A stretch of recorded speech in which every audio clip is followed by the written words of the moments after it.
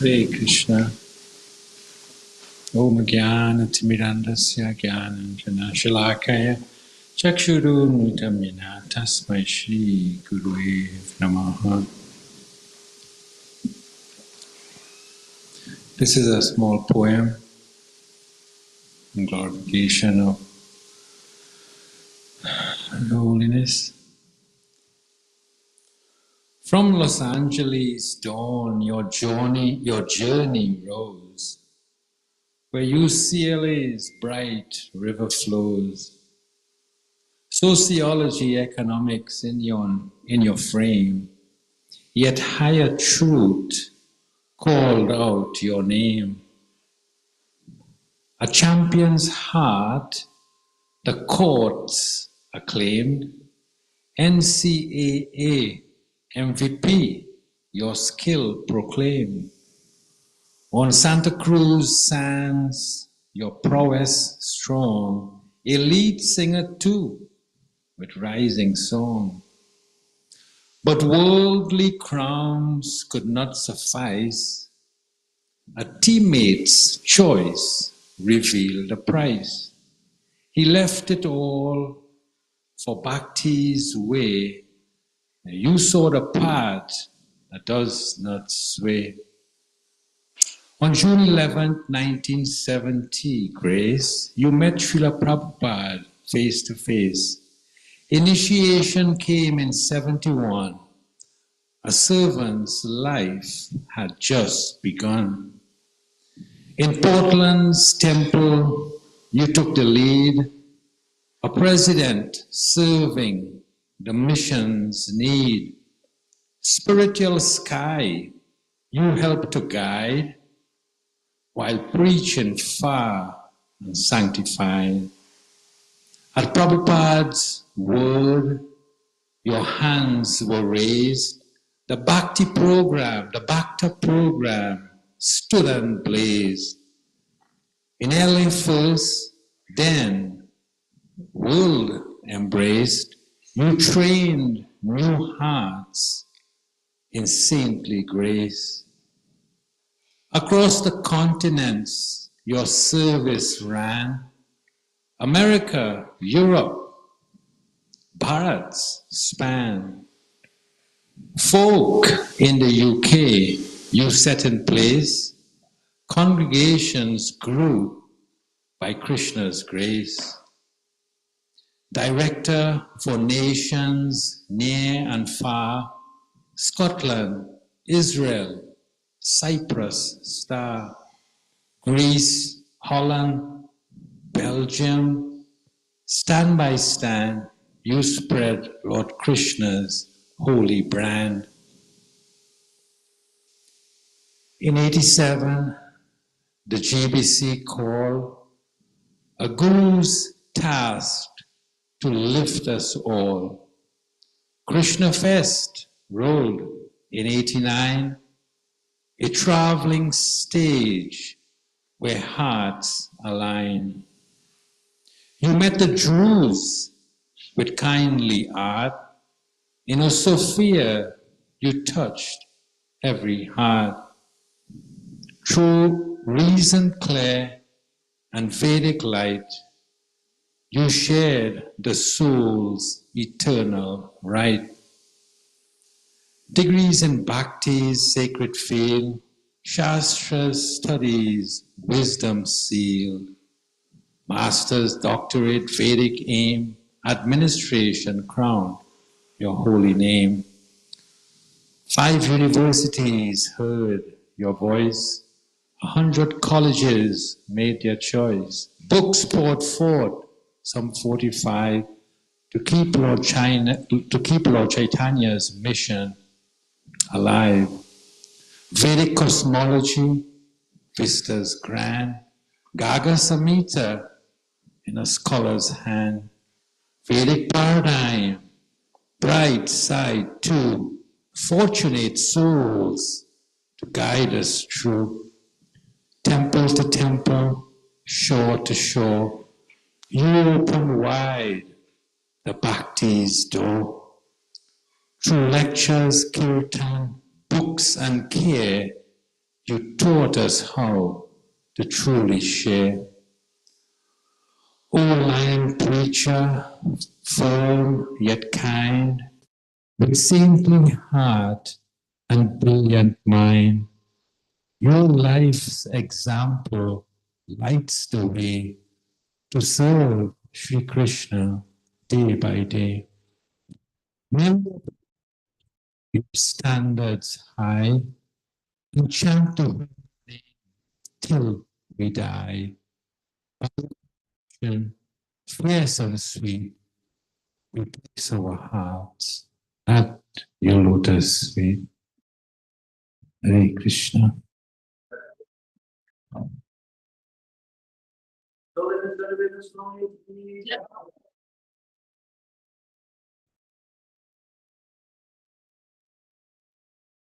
So I'm going to put the words up here maybe. And I want you to go to, would you like to go now? Yours? Or you want a few minutes? It's kind of whole thing. Okay, 1 second. Hare Krishna, Krishna Krishna, Hare Hare. Hare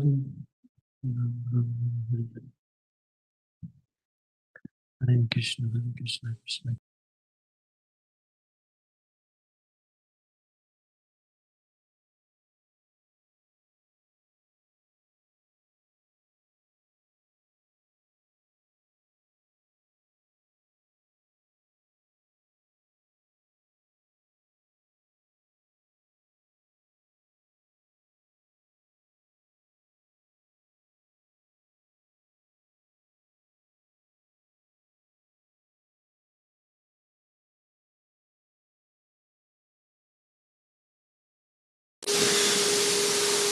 I often think about how much mercy I have received from you, and I must again appreciate that you have traveled so far to our country in the past. For many years, even twice a year. During your Vyasapuj and during the summer camps, summer Namahata camps in Czech Republic, when you visited our yatra, then I could learn every moment spent in your association. To learn and see how a person fully in Krishna consciousness acts. Every time I saw you act, then I said to myself that I would never have thought of acting like that. And so I saw what a long journey in Krishna consciousness still awaits me.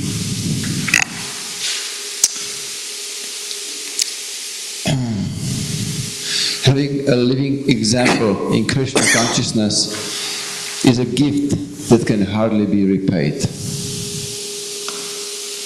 In my daily life, I remember so many times what I experienced with you during your visit, and especially how you reacted Krishna consciously in every situation. Many times I adjust my actions according to what I experience with you, and I am so happy for that. And what about the devotees who are currently spending time with you every day? They are such fortunate souls. They can assist you in your mission every day and be part of your devotional life. A life filled with service, devotion, and love for Krishna, like Krishna's devotees in Vrindavan. Today, after so long, I know at least one thing, and that is that I will never achieve such consciousness by my own effort, but only if you think of me well. If I live my life in such a way that you are satisfied with my activities. And that is why you are like doctor. You correct things that are crooks in the conditioned living entity. You tirelessly and persistently give medicine to us, conditioned souls, and patiently bear with how slowly we went to take it. And I am glad that you never lose patience with how slowly I take this medicine. I am happy for every step I take in spiritual life, even if it is a small, for every small realization of the meaninglessness of conditioned life and service to the body, to this body. For even small shift in realization, in realizing myself as a servant of Krishna. And no one will take away my conviction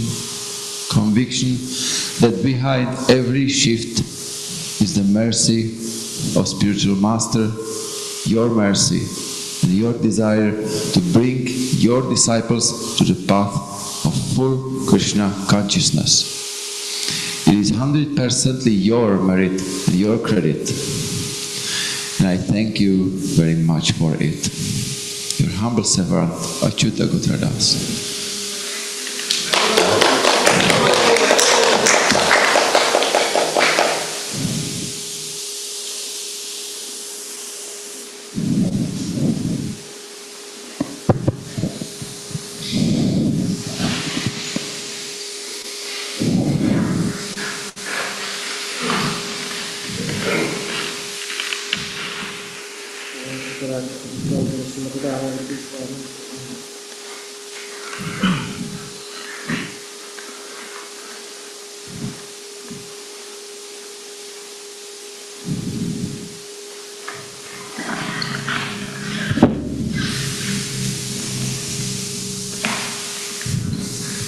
Dear Guru Maharaj, please accept my humble obeisances.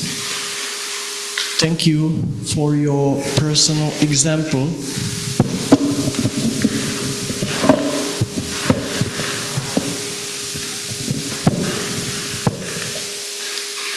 Thank you for your personal example, as brilliant as 10,000 suns.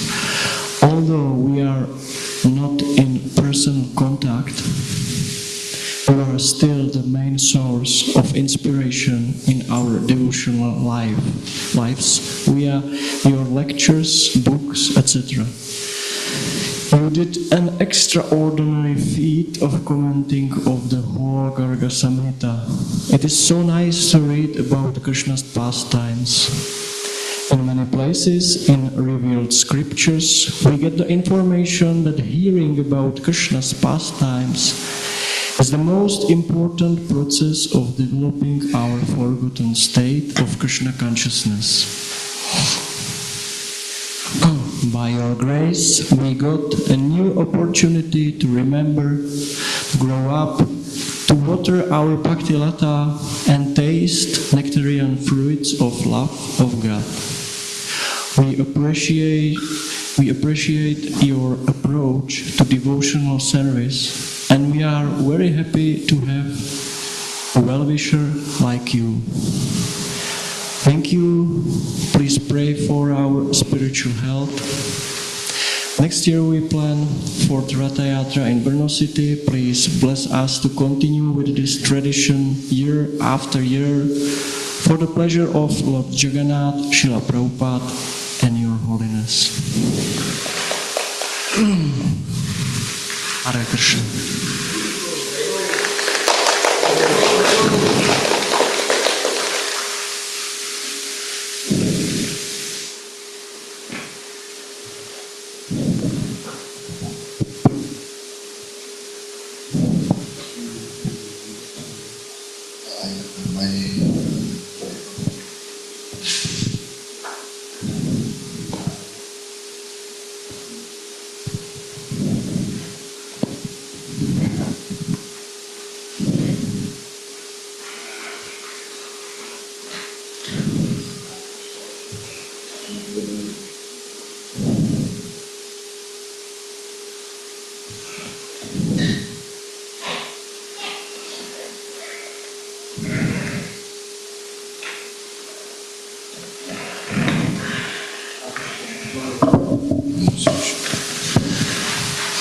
Dear Guru Maharaj, please accept our humble dandavats at your lotus feet.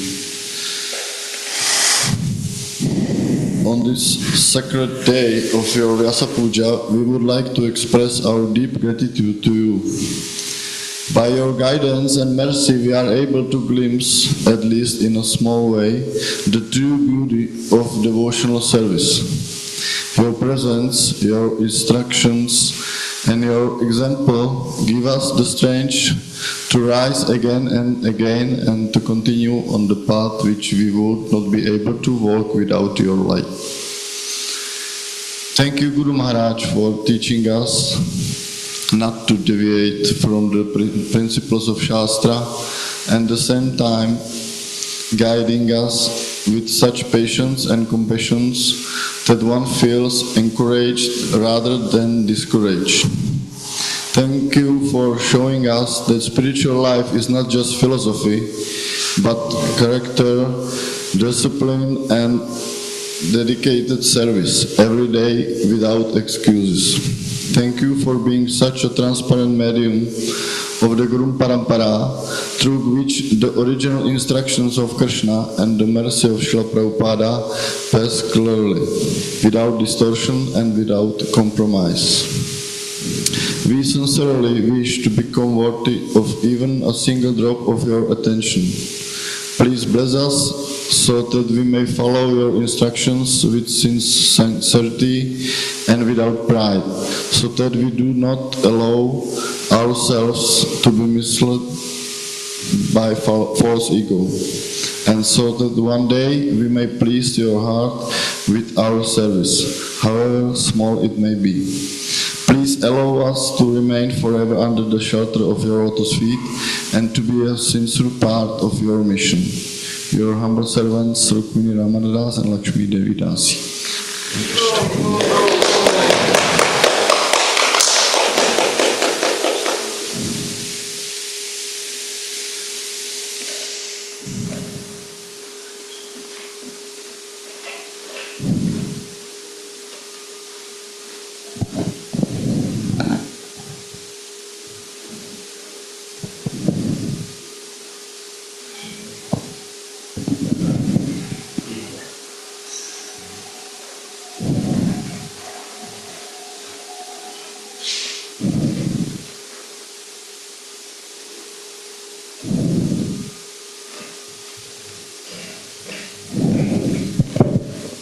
ज्ञानतिमिरन्दस्य ज्ञानाञ्जनाशलाकया चक्षुरुन्मिलितं येन तस्मै श्रीगुरवे नमः. Hare Krishna Gurudev, please accept my humble obeisances. All glories to Srila Prabhupada. All glories to you.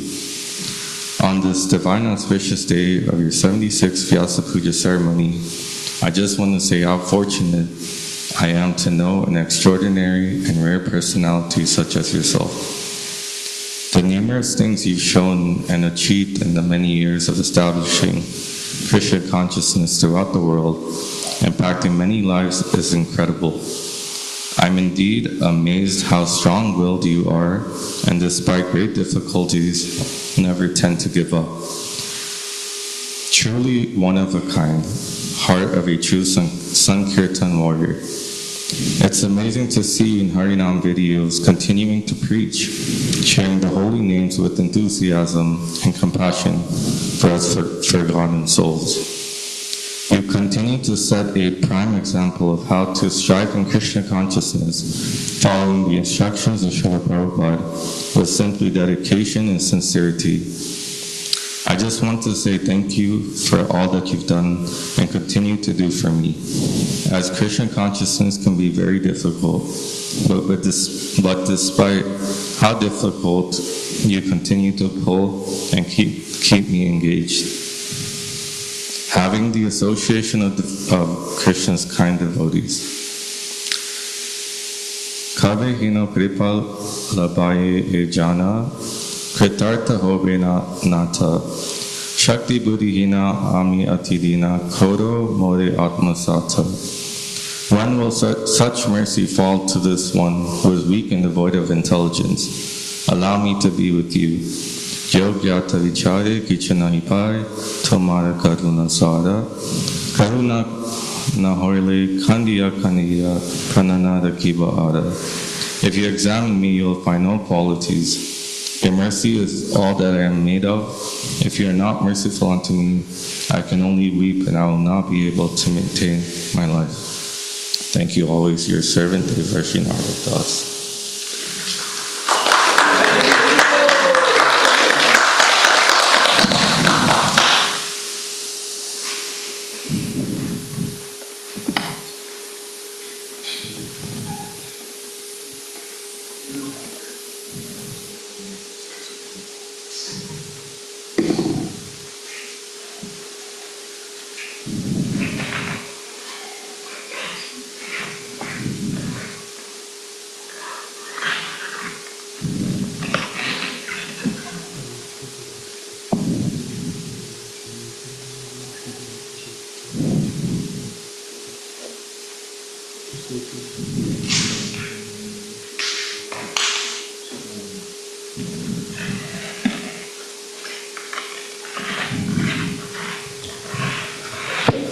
Dear Guru Maharaj, thank you for tolerating me. It's a task that is hard to do, I think, for everyone. And I thought that this day is the day that we worship you and offer our respects unto you, especially. And our relationship, you and me,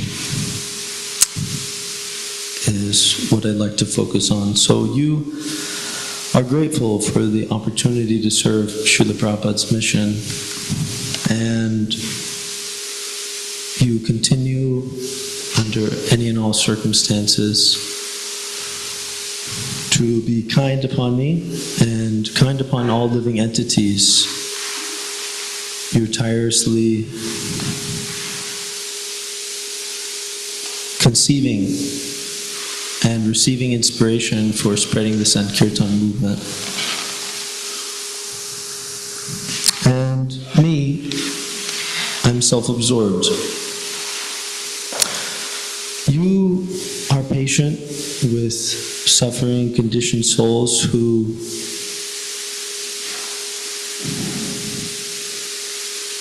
make excuses and tend to act inappropriately at any and all times, even though there's a lot of work to do and there isn't any time to waste. You made an analogy once about a baby who poops on the shoulder of its caregivers, or maybe throws up a little bit, and the parents or the caregivers are not unnecessarily disturbed by such mishaps. I know that my behavior is abominable in many times, many places, many circumstances, and especially in front of your other disciples and associates, which is a great offense to your lotus feet. And this is all due to my pride. Due to my pride, I'm offensive and inconsiderate. You are dedicated to ridding yourself of all impurities at any and all times, and ready to lend a hand to somebody like me who is very clumsily tripping over himself and absorbed in material sense gratification.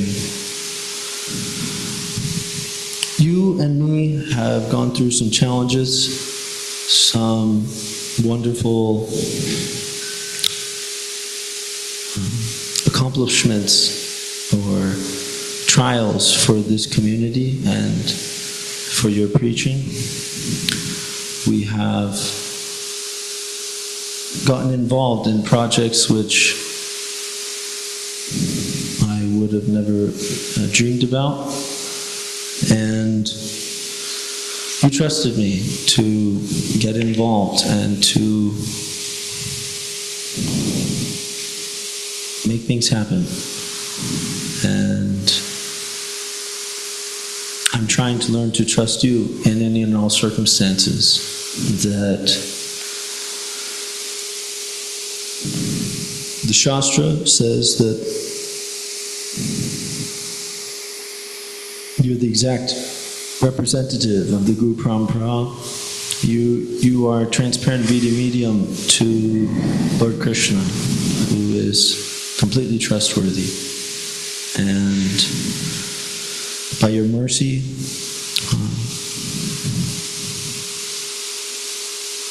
I hope to have that unflinching faith and unflinching trust. I hope to be able to reciprocate the trust that you have in me, Lord.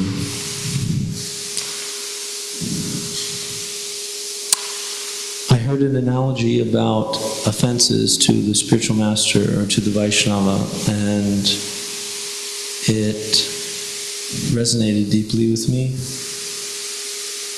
The analogy is that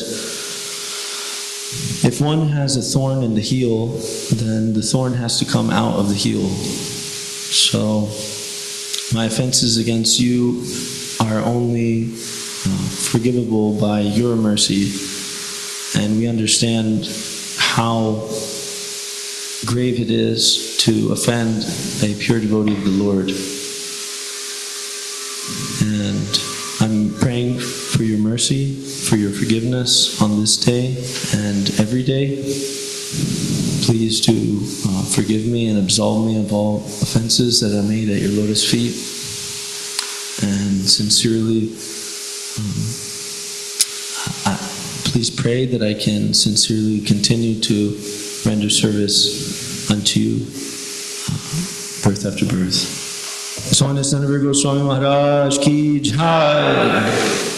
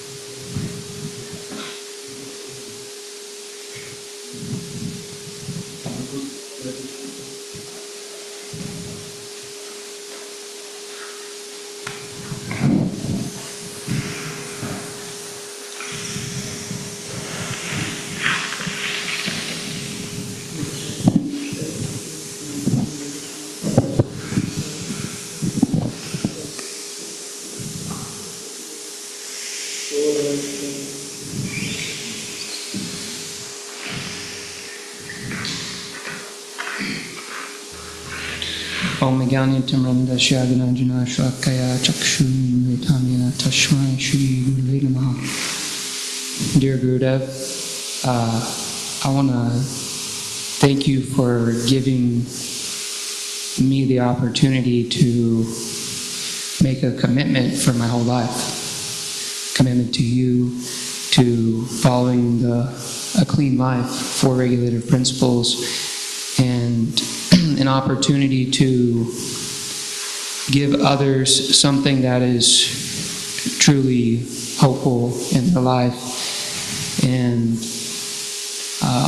I'll forever be grateful for getting this connection that can be taken away. I hope I don't transgress sometime in my life, but I might, but it'll never go away. And I don't know, this is probably not my first time around So, but I hope that I can continue to serve you and serve your disciples. And I was thinking about this earlier. I was talking to one of my godbrothers how, and initially how I decided to take Diksha from you was hearing about you from your disciples, and how hearing about you creates feelings of love towards you that I wouldn't necessarily be able to have on my own, so they share their own experiences with me, and then I can relish in that and become more appreciative of you. And so I pray that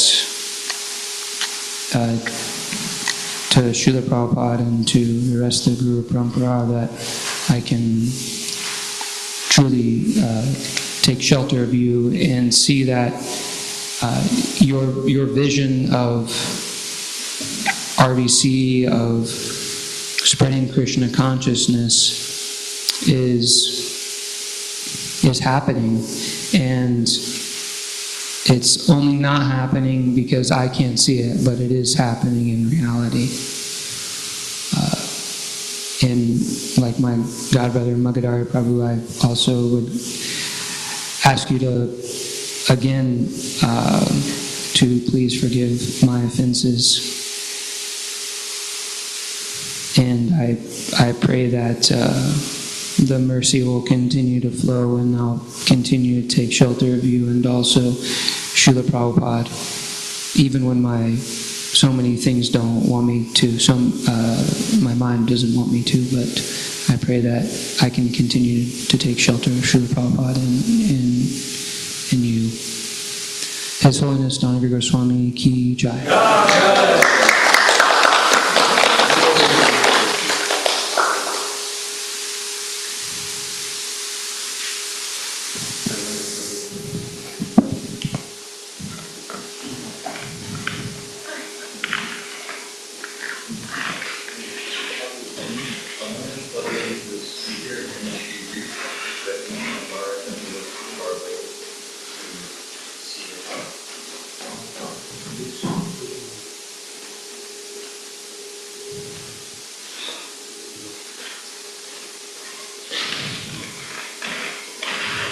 Hare Krishna.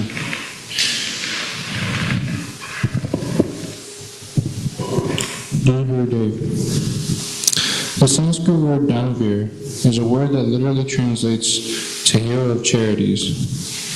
This is a fitting name for you because you are also a hero of charities, not material, but divine. The role of a spiritual master is an interesting one.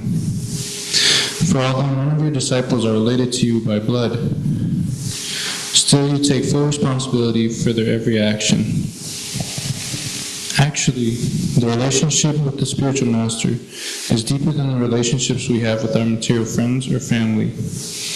This is because, unlike our material family, which can be likened to a group of sticks floating down a river, you have been with us for many lifetimes, and are willing to keep coming back for many more lifetimes in order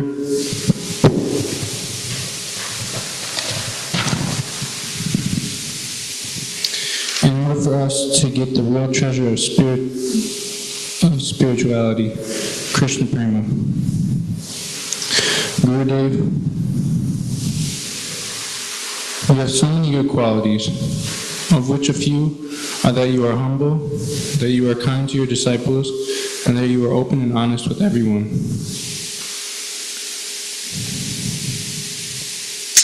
Gurudev, you have been able to stay a staunch sannyasi and spiritual master for almost 30 years now. It is hard enough to be a sannyasi in the age of Kali, yet you make it look easy. You not only did that, but you've also written and published over 40 books and have around 20 editions of your magazine, Vaishnava Society. On this most auspicious day of your Vyasa Puja. We want to wholeheartedly thank you for your dedication to being a spiritual master, a thankless task to say the least. Your life is a portrait of how one should surrender unto their spiritual master. And this year, we have been honored to surrender unto you more and more. Thank you. Yours in service, Jagannath Das Brahmachari.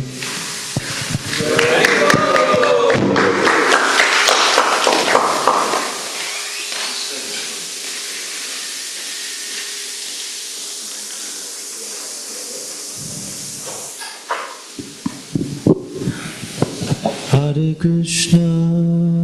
Krishna, Krishna Krishna, Hare Hare, Hare Rama, Rama Rama, Hare Hare.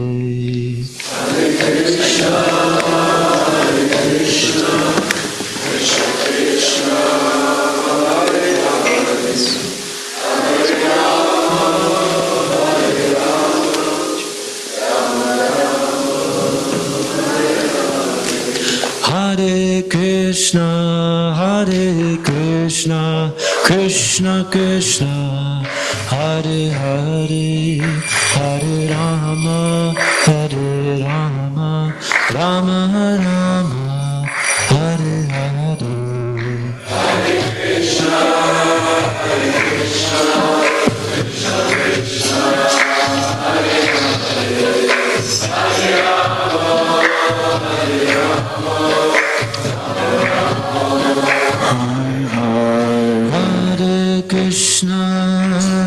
Krishna, Krishna Krishna, Hare Hare, Hare Rama,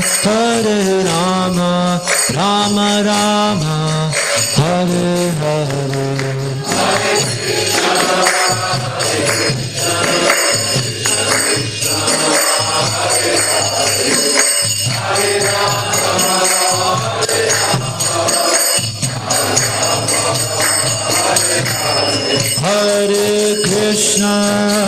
Hare Krishna, Krishna Krishna, Hare Hare, Hare Rama, Hare Krishna, Krishna Krishna, Hare Hare, Hare Rama, Rama Rama, Hare Hare.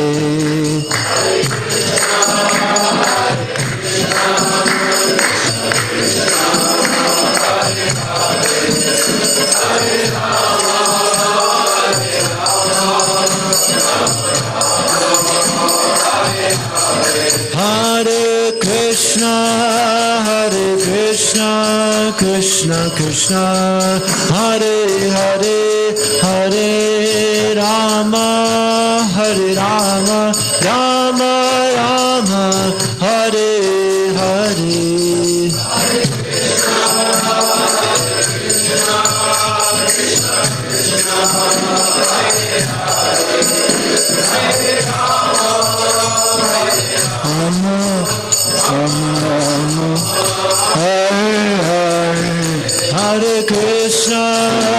Hare Krishna, Krishna Krishna, Hare Hare, Hare Rama, Rama Rama, Hare Hare. Hare Krishna, Krishna Krishna, Hare Hare, Hare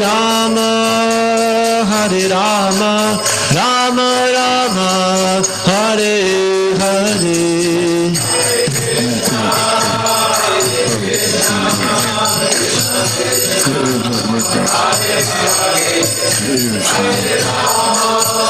I can't hear so well.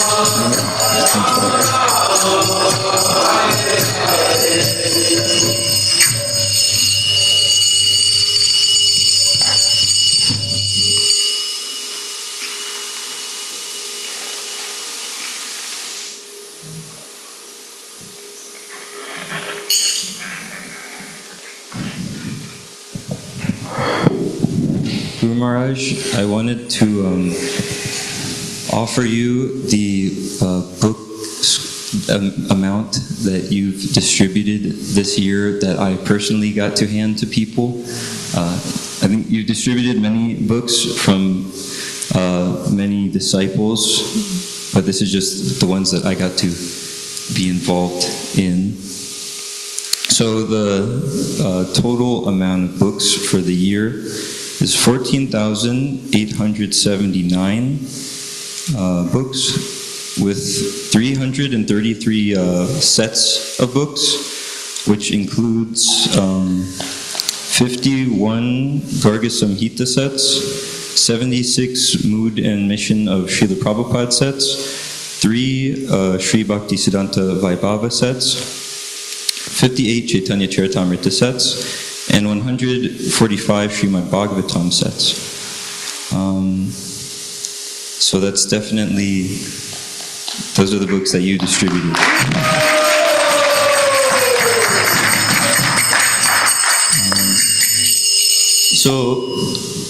Last year you were talking about making a video for the Vedic Cosmology movie using this AI stuff that's out now. So I wanted to see if it's like possible to make sort of a coherent video with AI to like tell a story, sort of like a movie or a film or something like that. So just to try it out, because I didn't know how it would work and I haven't used that stuff before, I just took a section from the Garga Samhita. It's just one verse, and I chose it just because it was it's in the Ekadasi section. It's Sri Garga Samhita, Canto 4, Ekadasi, the Lord's Day, Chapter 9, Text 18. And I just tried to make a video of just the verse and the purport and what's in there. So it's just a short story, and I chose it just because it's a very simple story, so that I thought it might be easy to try it with. There you go. I'll come back. I'll come back and go back. I'll go over to that. I'll be back in a minute. Okay.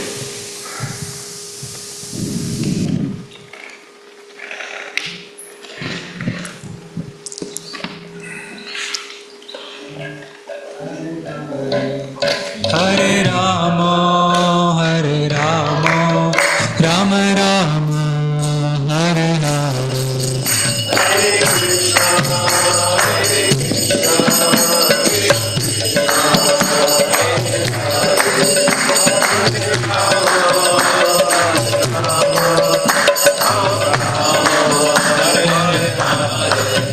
Hare Krishna, Hare Krishna, Krishna Krishna, Hare Hare, Hare Rama, Hare Rama, Rama Rama, Hare Hare.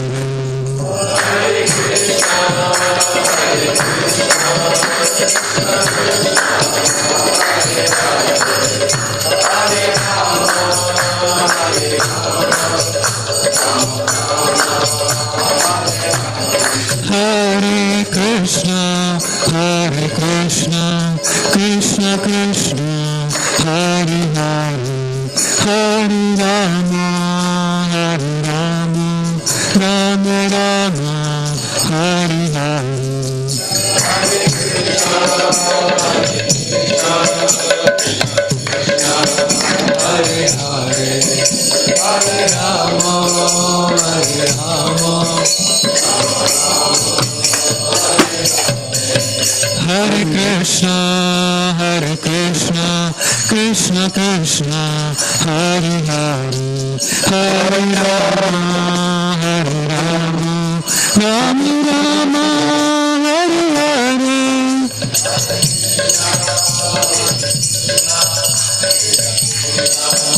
Hare Hare, Hare Rama, Hare Rama, Rama Rama. Hare Krishna, Hare Krishna, Krishna Krishna, Hare Hare, Hare Rama, Hare Rama, Rama Rama, Hare Hare.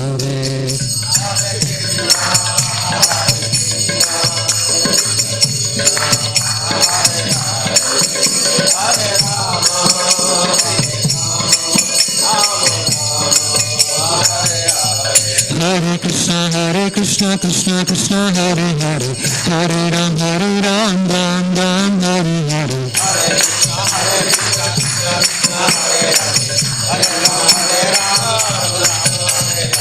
Hare Krishna, Krishna Krishna, Hare Hare, Hare Ram, Ram Ram, Hare Hare.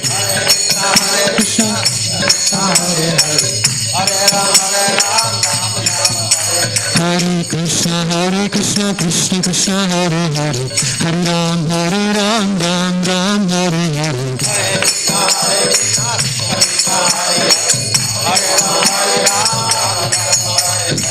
Hare Krishna, Krishna Krishna, Hare Hare. Hare Ram, Ram Ram, Hare Hare.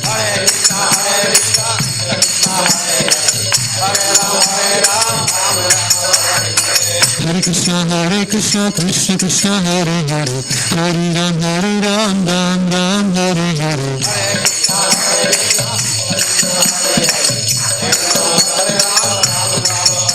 Hare Krishna, Krishna Krishna, Hare Hare. Hare Rama, Rama Rama, Hare Hare.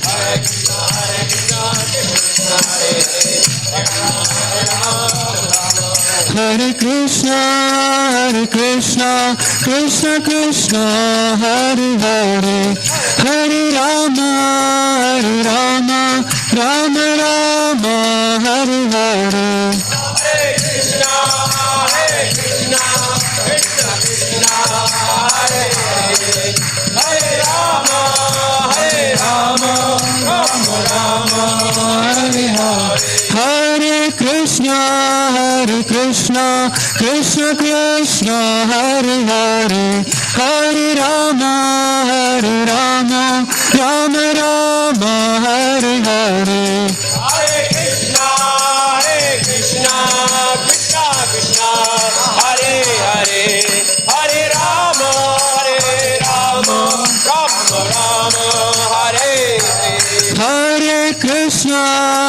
Krishna, Krishna Krishna, Hare Hare. Hare Rama, Rama Rama,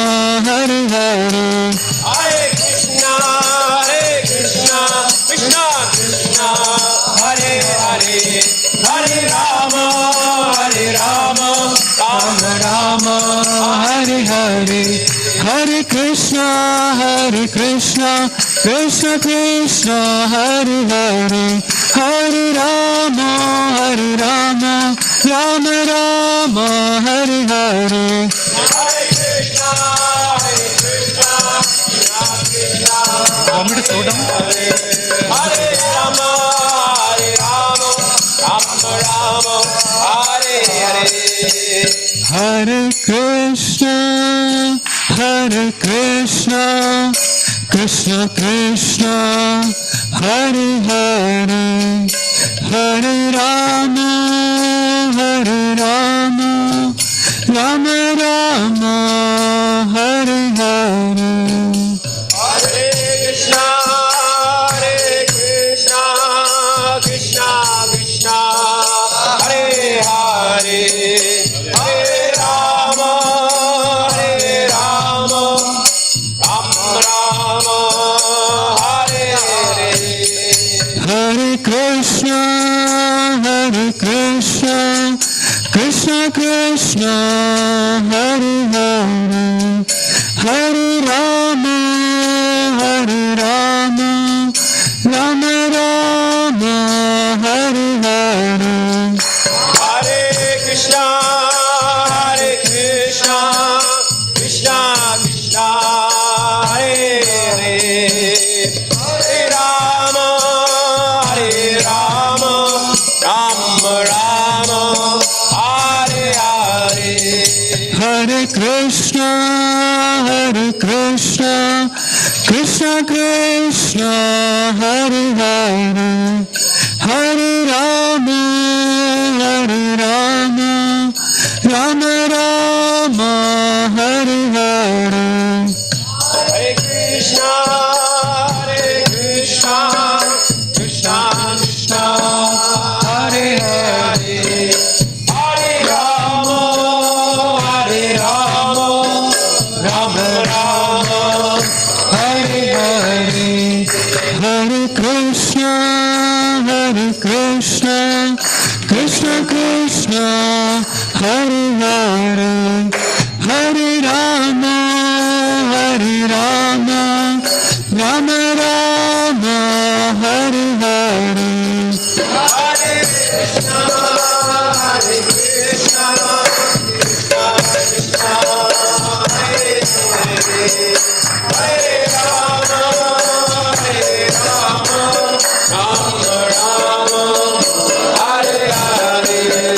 Hare Krishna, Hare Krishna, Krishna Krishna, Hare Hare, Hare Rama, Rama Rama, Hare Hare.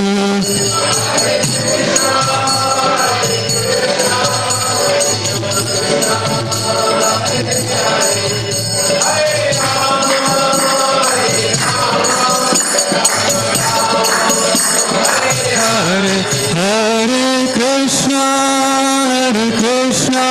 Krishna Krishna, Hare Hare, Hare Rama, Rama Rama, Hare Hare. Hare Krishna, Krishna Krishna, Hare Hare, Hare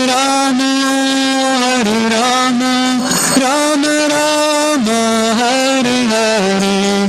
Hare Krishna, Krishna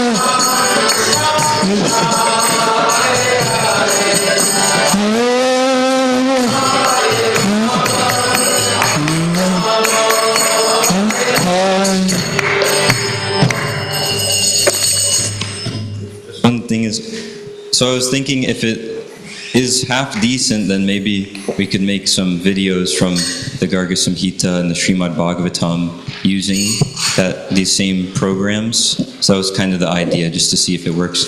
And at first I didn't know how to get voices to come out good in English. After making the whole thing, I think in the future they can be in English and look convincing. But for this, the ones that were in Hindi looked more convincing, so I put it in Hindi with English subtitles. So hopefully that is okay. And I sent the words of it to Achyuta Gotra Prabhu in Czech if you want to send it to any of the devotees so they can know what's happening and read along. I just sent it on your WhatsApp. Like an hour ago maybe. Okay. And in the purport, you said this is a story from the Brahma Vaivarta Purana, and then you give a whole quote of the story. So here it is. Brahma Vaivarta Purana. Brahma Vaivarta Purana.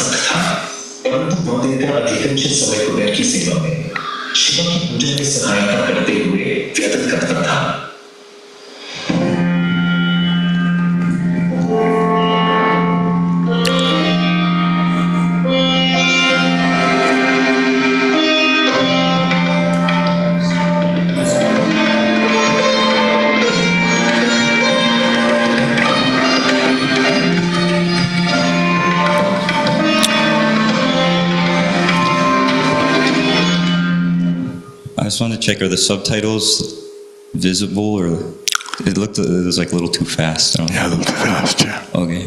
If you want, I can just explain briefly what was said. Yeah, explain. Okay, so Krishna Maharaj Yudhishthira was saying that he heard the glories of Nirjal Ekadashi, so then he was asking Krishna to please explain what is the Ekadashi that comes in the month of June and July. And Krishna said it's Yogini Ekadashi, and it destroys all sins. And there's a story in the Puranas that explains this about a gardener named Hema, who was a servant of Kuvera, and he was very attached to his wife, but he spent all day helping Kuvera in his worship of Lord Shiva.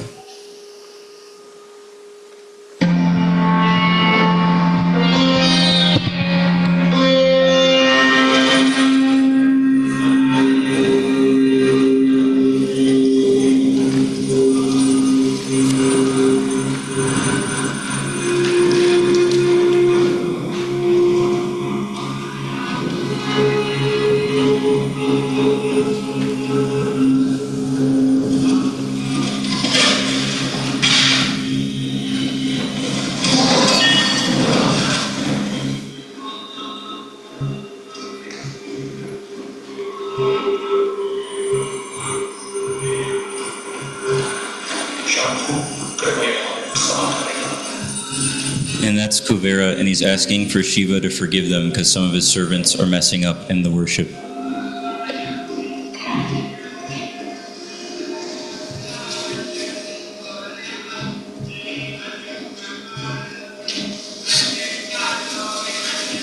And these are the flowers that Hema, the gardener, gets for Kuvera to do the worship with.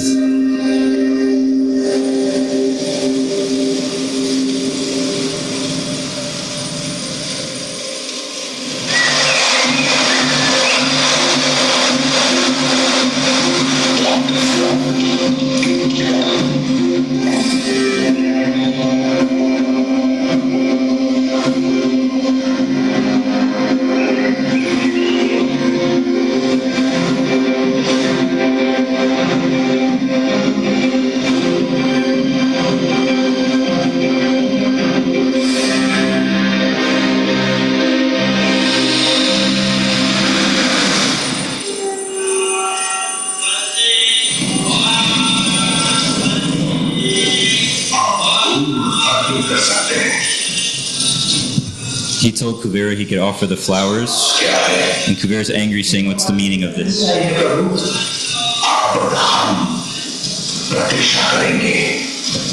His servant explained that Himamali wasn't there yet to bring the flowers.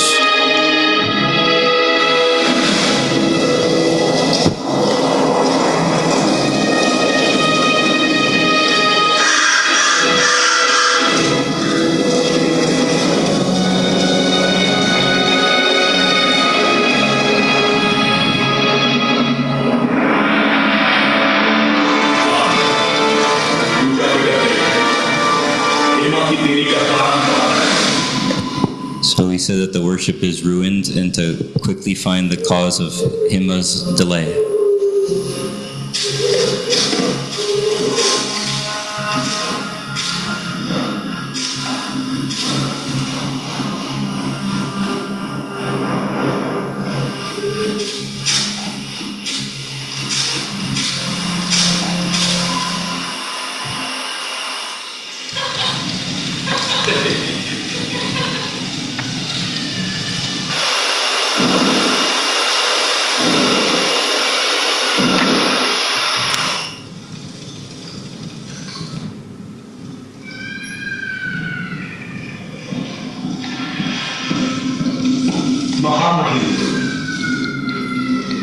Hema घर पर अपनी पत्नी के साथ समय बिता रहे हैं।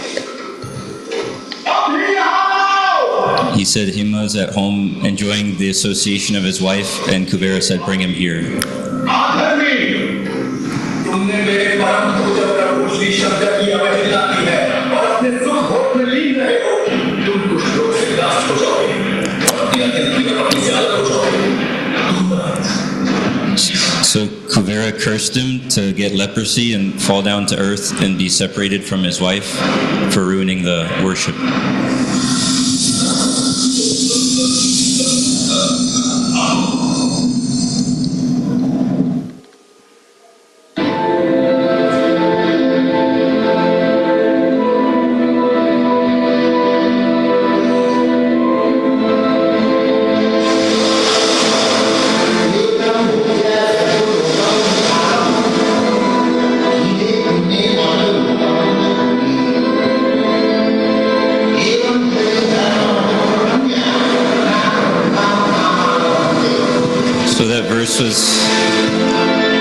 verse was saying that people who follow the Vedas just for sense gratification, they only attain repeated birth and death.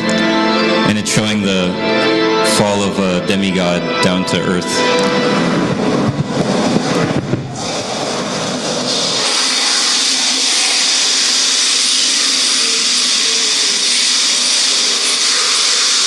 And this is him as a leper.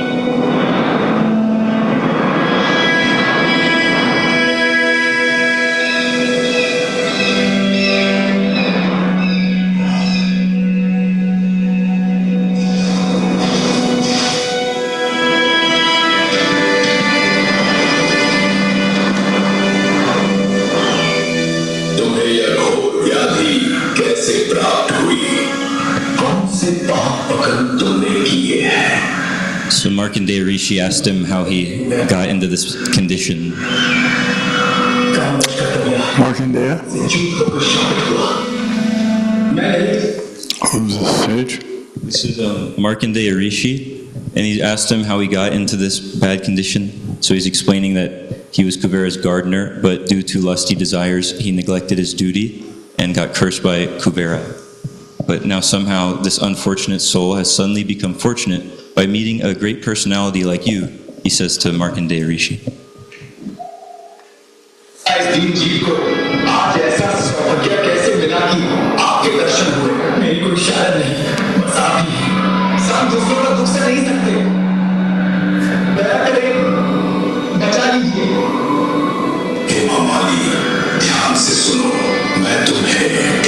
So he asked Markandeya Rishi to please save him, and Markandeya Rishi will explain that he should perform Yogini Ekadashi.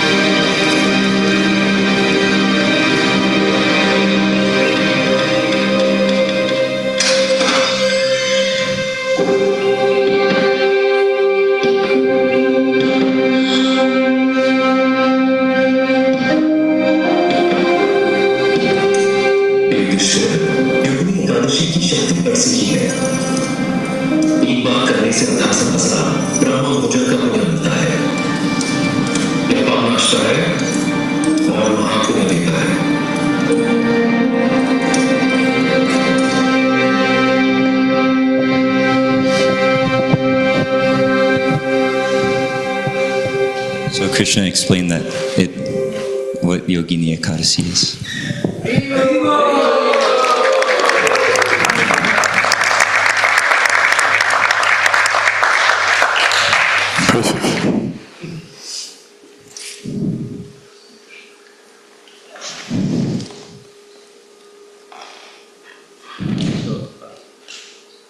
I wanted to ask if you could bless me to make some kind of videos from the Garga Samhita and the Bhagavatam. Maybe it wouldn't just be like just a quick story like that, but it could be more of like a Puranic documentary, so different things can be opened up and explained in the story. Okay. Thank you.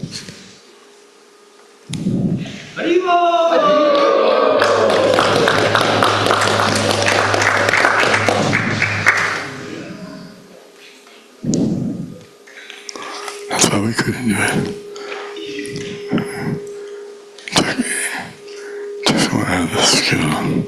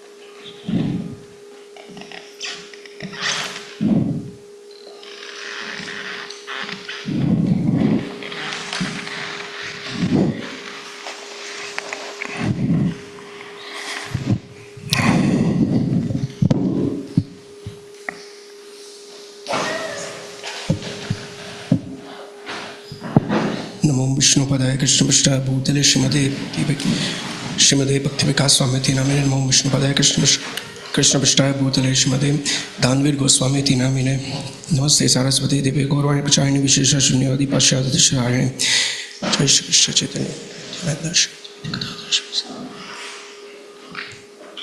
पंचाकल्पतरुभ्यश्च कृपा सिन्धुभ्येव च पतितानां पावनेभ्यो वैष्णवेभ्यो नमो नमः. Please accept my humble obeisances, Maharaj. As the sun does not need to announce its presence, when it illuminates the entire cosmos, fills its warmth and brilliance. Similarly, a pure devotee of the Lord who engages 24 hours a day in remembrance and service to Krishna needs no outward display. Wherever such a saintly soul goes, every word they speak and every step they take is transcendental and filled with divine bliss. Oh Maharaj, you have written and translated so many scientific books, making this divine knowledge accessible to all. I am also in the field of science and I truly wish to do scientific way of preaching under your guidance. You are always perfect in every way, as you have taken the path of bhakti as your life and soul. But with this foolish mind, ignorant nature and tendency towards sense gratification, I am not taking full advantage of your presence, Maharaj. After taking countless birth and engaging in all forms of sensual gratification in those bodies, these minds still hankers for the same desires. Please, Maharaj, bless me so that I may at least receive one drop of that nectar which you constantly relish in the service of God Nitai. I am insignificant and fallen, yet I pray that by your mercy I may become an instrument, however small, in this divine mission of Srila Prabhupada. When Narottam Das Thakur said, Darshane pavitra karo ei tumhara gun, by your mere glance one becomes purified. This perfectly described to you, Maharaj. Your single glance can dissolve lifetimes of impurities and awaken genuine love towards Krishna. You carries the divine potency to bestow the Bhakti Lata Bij, the seed of pure devotion. After countless birth, we have now received this most sacred opportunity to associate with Srila Prabhupada, direct disciple, and with exalted pure devotees like you, Maharaj. I consider myself truly blessed to be under your shelter, Maharaj, and I pray I may continue to serve you faithfully. As my Gurudev, His Holiness Bhaktivikas Swami Maharaj once said, if you directly serve me, it does not give me as much bliss as when you serve my God brothers. I have taken these instructions deeply into my heart and soul. As Krishna declares, Aham Bhakta Paradino, I am conquered by my devotees. And to Uddhava he said, Sadhavo Hridaya Mahyam, the sadhu is my heart and soul. They dwell within me. They always absorb on my thoughts. As it is stated that, Machita Madgata Prana Bodhayantah Parasparam Kathayantascha Mam Nityam Tushyanti cha Ramanti cha. The thoughts of my pure devotees always dwell in me. Their lives are fully devoted to my service, and they derive great satisfaction in spiritual bliss by always enlightening one another and conversing about me. We see this divine truth manifest daily in the life of you, Maharaj. Your purity is transcendental, yet by your own example, you constantly shows us how to live a life of devotion. As the Bhagavad Gita teaches, Yad Yad Acharati Shreshtham, a true Acharya leads by example, and Maharaj embodied this sacred principle just as Srila Prabhupada did. With my insignificant self, I have no qualification to glorify your divine personality, Maharaj. It is like a small frog in a well attempting to describe the vastness of the massive ocean. Yet with profound humility, I offer this small attempt to express my gratitude and reverence for your divine presence. As expressed in the Bengali song, Guru Vaishnav Bhagavat Dina Smarane Hoye Anayase Vigna Vinashan. By remembering the Guru and Vaishnava and the Supreme Lord, all obstacles are effortlessly destroyed. Truly, by remembering such an exalted devotee, our consciousness becomes purified and the radiant path of bhakti is illuminated. Thank you so much, Maharaj, for allowing me this sacred opportunity to glorify your divine virtues and your tireless, selfless service to Srila Prabhupada and Shri Radhakrishna. All glories to you, Maharaj, all glories to Srila Prabhupada, and all glories to Shri Gaur Nitai.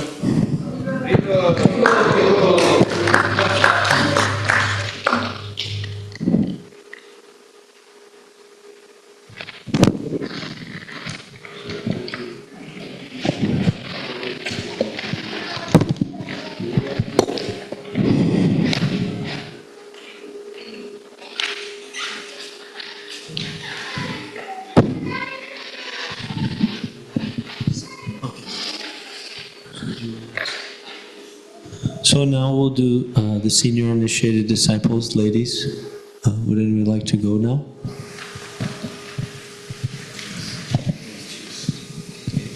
Vidya Mataji?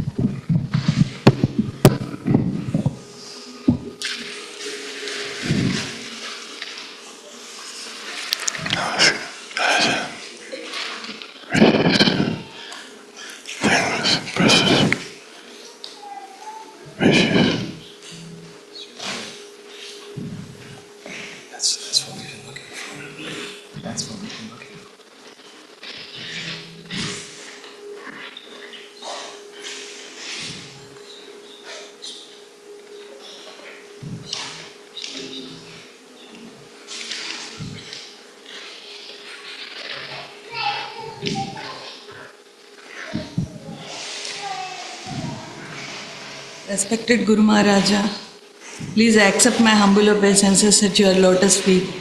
All glories to Srila Prabhupada, all glories to your divine grace on this sacred occasion of Vyas Puja.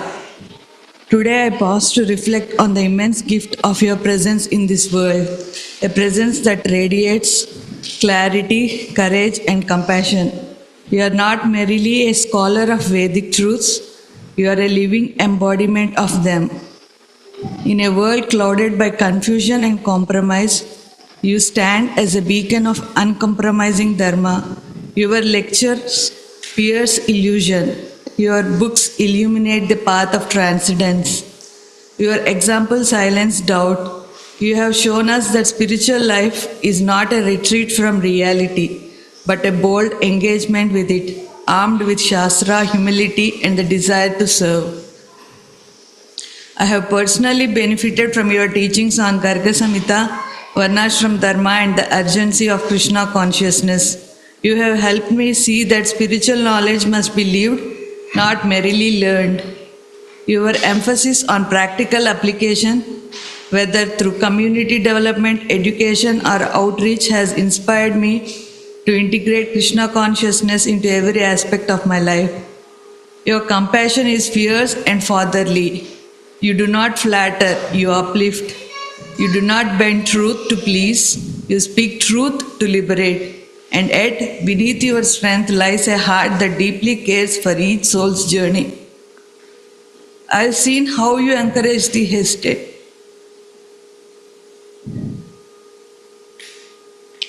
correct the wayward, and empower the sincere. On this Vyas Puja day, I offer my prayers. May I always remember your instructions and live by them. May I serve your mission with steadiness and humility. May I become a worthy representative of your teachings, sharing them with clarity and conviction.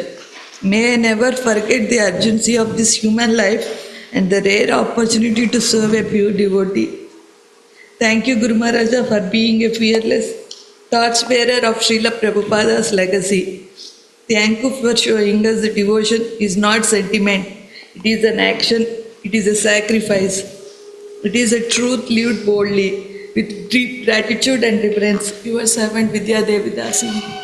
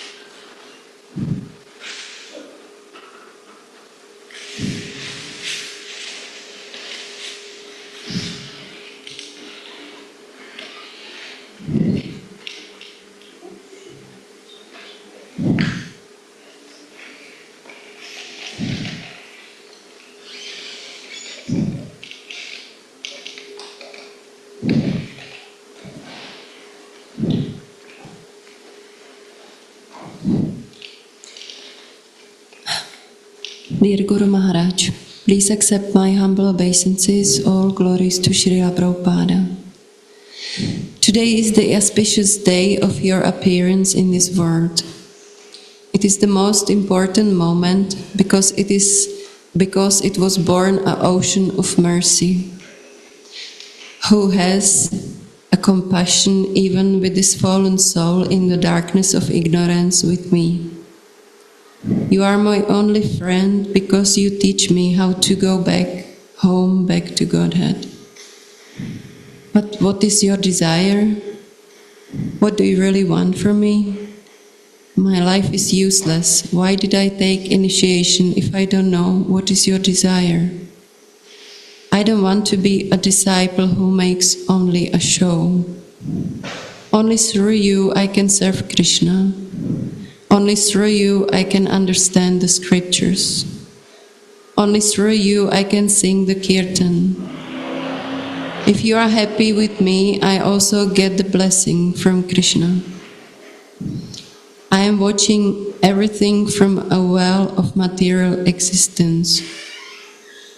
If I just like Prahlad, who refused to go with Lord Nrsimhadev because of his seva to his Gurudeva, would have such attachment for Guru Seva, like him.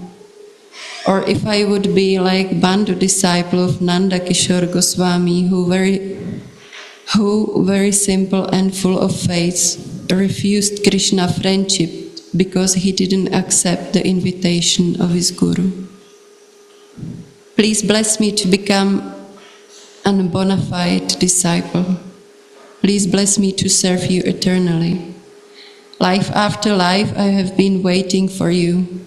Otherwise, how could I know the first time I have met you that my life has no meaning if I cannot please you? Let me leave everything behind, all my past and maybe future, and let me follow you. you and Srila Prabhupada, please don't turn away from me, your servant of a servant, Bhavani Devi Das.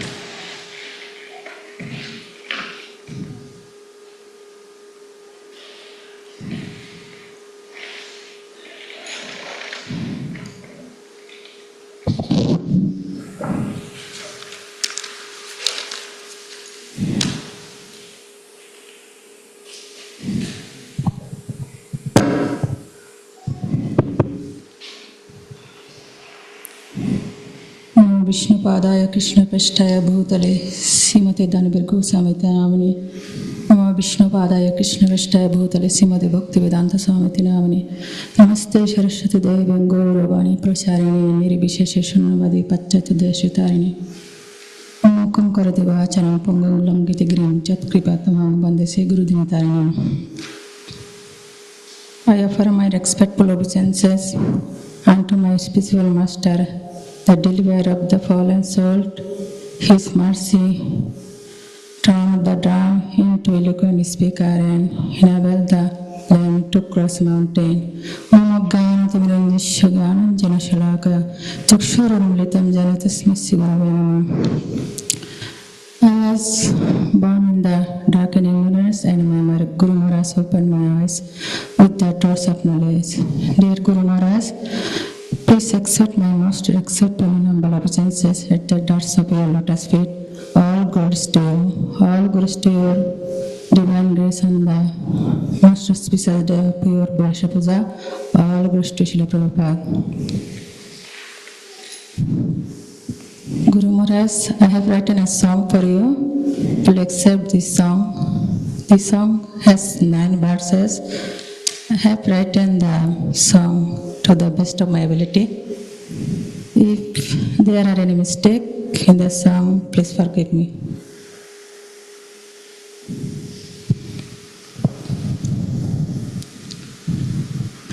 Jaya Jaya Guru Deva Karuna Sagar Prema Bhakti Diya Kara Shabare Taran Jaya Jaya Guru Deva Karuna Sagar Jaya Maha Bhagavata Jaya Mahamuni Jaya Maha Bhagavata Jaya Mahamuni Sabana Kirtana Bina Anna Nahi Mani Sabana Kirtana Bina Anna Nahi Mani Jaya Prabhu Pada Shisha Jaya Mahagani Jaya Prabhu Pada Shisha Jaya Mahagani Krishna Mantra Dana Diya Kripa Karanjini Krishna Mantra Dana Diya Kripa Karanjini Jaya Jaya Guru Deva Danabir Goswami Jaya Jaya Guru Deva Danabir Goswami Krishna Bhakti Dana Kara Jara Manabhiti Krishna Bhakti Dana Kara Jara Manabhiti Jiver Kalana Mata Chari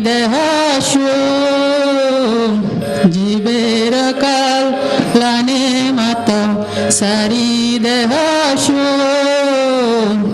নিরন্তর কৃষ্ণ নামে ভুলে নিজাদু নিরন্তর কৃষ্ণ নামে ভুলে নিজাদু বিনীত বাবা যারা করুণাময় যিনি বিনীত বাবা যারা করুণাময় যিনি সর্বশাস্ত্রে শুনি পুনা অমৃত যার বাণী সর্বশাস্ত্রে শুনি পুনা অমৃত যার বাণী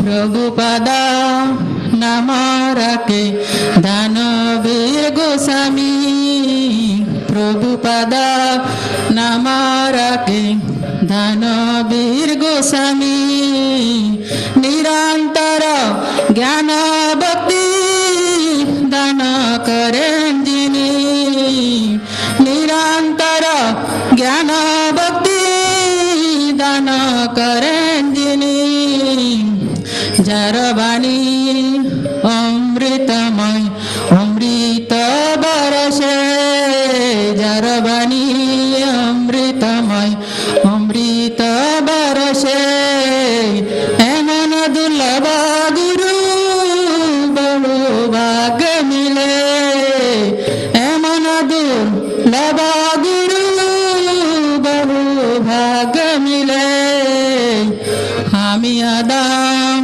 মহাপাপী লইনু শরণ আমি আদাম মহাপাপী লইনু শরণ শিলাবতী শরণাগত শ্রী গুরু চরণ শিলাবতী শরণাগত শ্রী গুরু চরণ Translation. All glory to Gurudeva, who is the ocean of mercy, who liberates everyone by giving life and devotion. All glory to Mahabhagavata. All glory to the great saint who has no taste for anything other than hearing and chanting Kirtana. All glory to Prabhupada's disciples. All glory to Him who is the all-wise, who gives us mercy through the Hare Krishna Mahamantra. All glory to Gurudeva Danivar Goswami, whose only desire is to spread devotion to Krishna. All glory to Him who is always busy for the welfare of all living beings without thinking about your own physical happiness. All glory to Him who is always so happy in the name of Krishna that you do not even think about your own sorrows. He who is merciful and whose nature is humble, who is very expert in all the Vedic scripture and whose words are like nectar. All glory to Him. Whose name Danavir Goswami was given by Srila Prabhupada, one who constantly teaches pure knowledge and devotion. All glory to Him. Though whose words always rain nectar, such a guru is rare and is only gained through the portion of many births. Ahad is the lowest, the greatest sinner. Surrender to you. May Shilavati never be separated from serving to your lotus feet. Your most fallen servant, Shilavati Devidasi.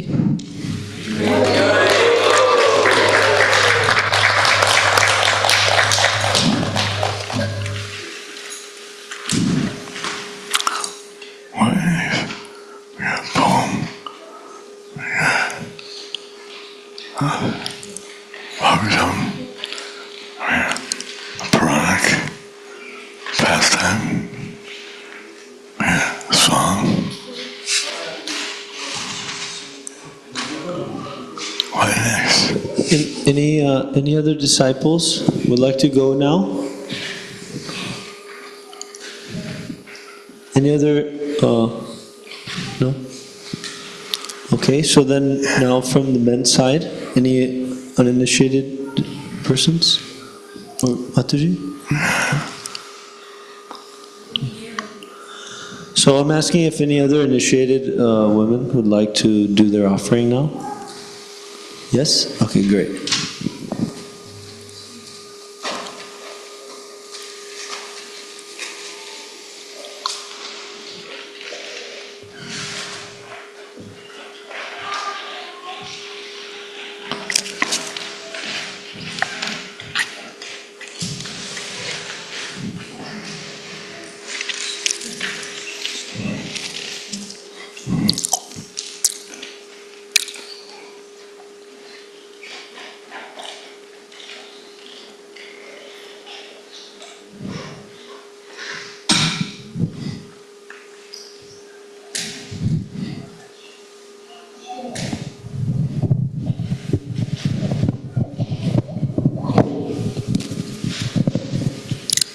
Dear Guru Maharaj, please accept my humble obeisances. All glories to Srila Prabhupada.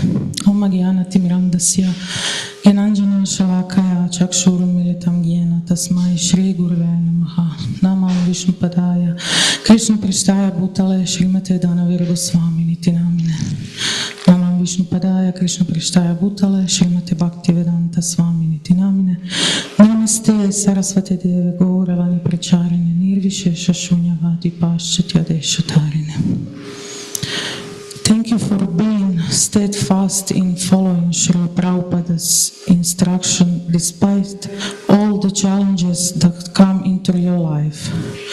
You once said that it is enough to follow the daily program that Srila Prabhupada has given us and that our knowledge is in Srila Prabhupada's books, and why waste time reading horoscopes and the like. It doesn't matter who we were, what matters is where we are going. I think the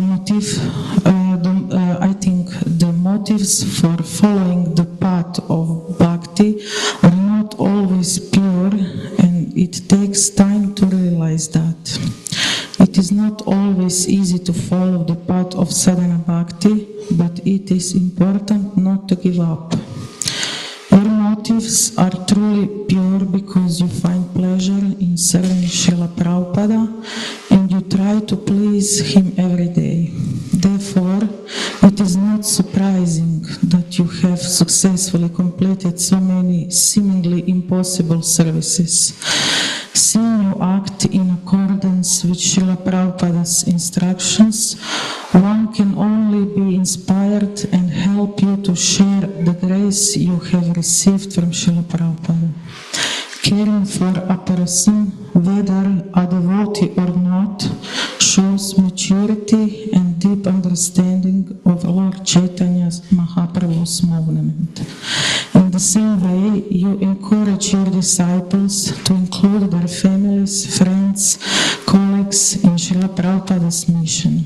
In Zagreb, we have developed a system of personal care for devotees, which is actually the result of many challenges that were an incentive for us to take care of each other and become a family serving Srila Prabhupada under the guidance of our GBC.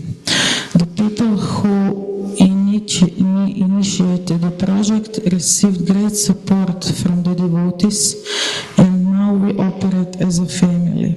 By suppressing anarchy and emphasizing good qualities, many people have felt accepted and are making more determined progress in Krishna consciousness. Through this experience, I can understand a little closer the pleasure you feel preaching in various ways. I'm very happy that you have not given up on us and continue to try to guide us by your example and instructions on how to please Srila Prabhupada. In attempt to serve you, eternally grateful, Dinadayadi Devidasi.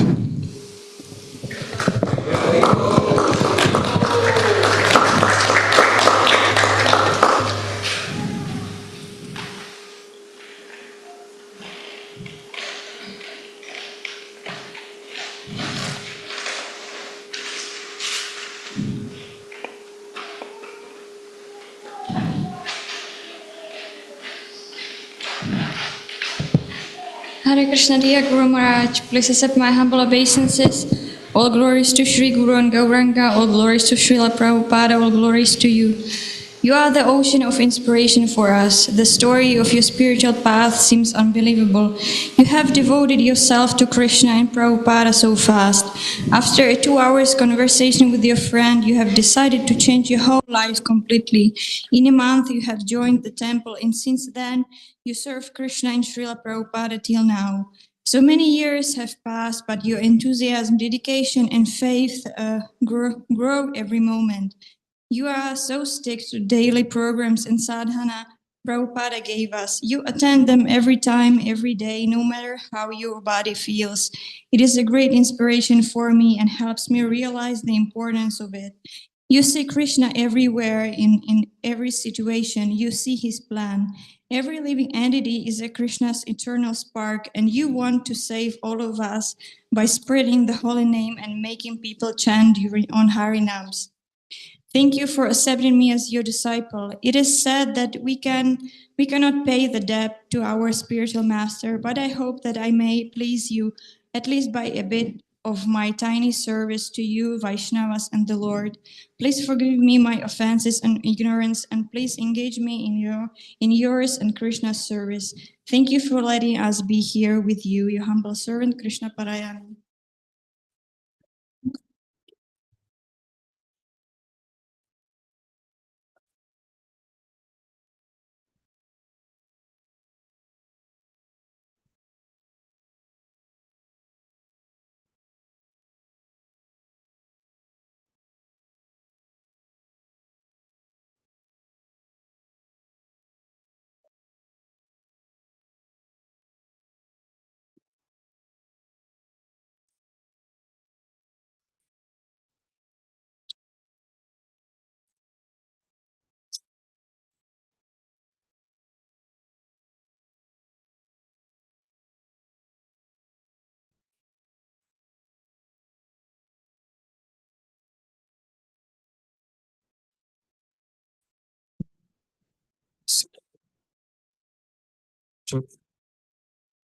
Smash. Saxophone, exercises, it looks much. About the story. Firstly, I consider each one of us here very fortunate because this wonderful balance of your spiritual from the in all the ways, we get the wonderful association to all the Vaishnavas here. And God, second, in the class today, just mentioned spiritual master is just like a father. When you see respectable disciples who are here, others just listen, children, respectfully, cheerfully, joyfully. Joy, affection, and care about someone. Similarly, I was wondering, our all-loving Supreme Father, Krishna and Rama,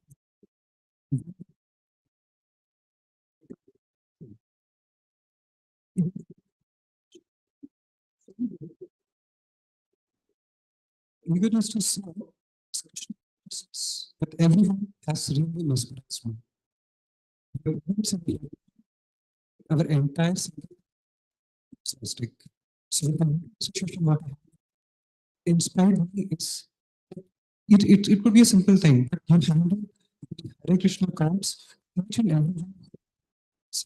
So I interested them to share the names. So it shows the amount of compassion that we carry for each one of them.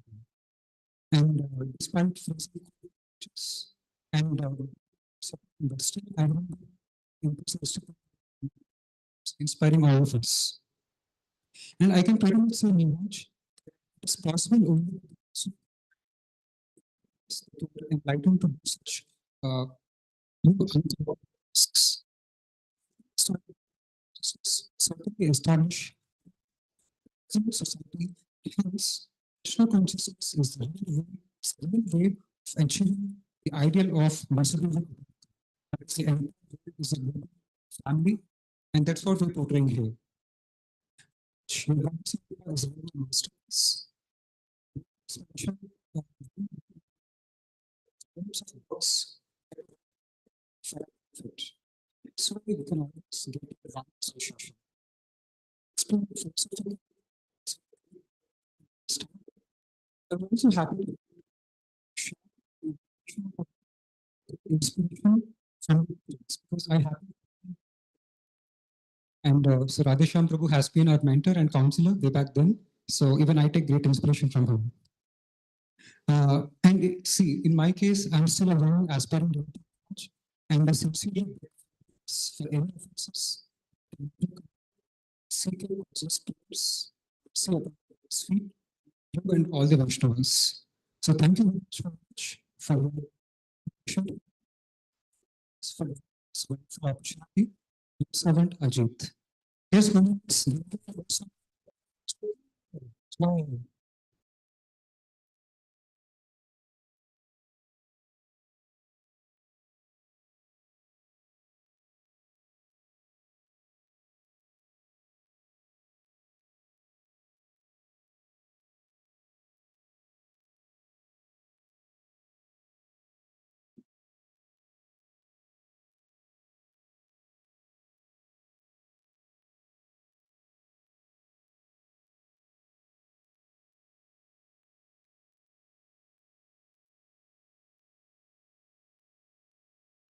Hare Krishna Maharaj, please accept my humble obeisances. Glory Srila Prabhupada.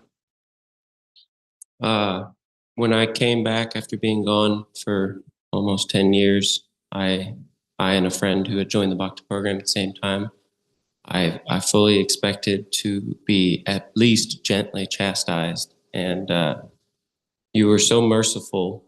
The main thing that stuck out to me was you pointed out that one who has some connection with Krishna, he can never forget him, especially if he's even just doing a little bit, reading the books. And I'm definitely doing the bare minimum, or at least trying to do more, but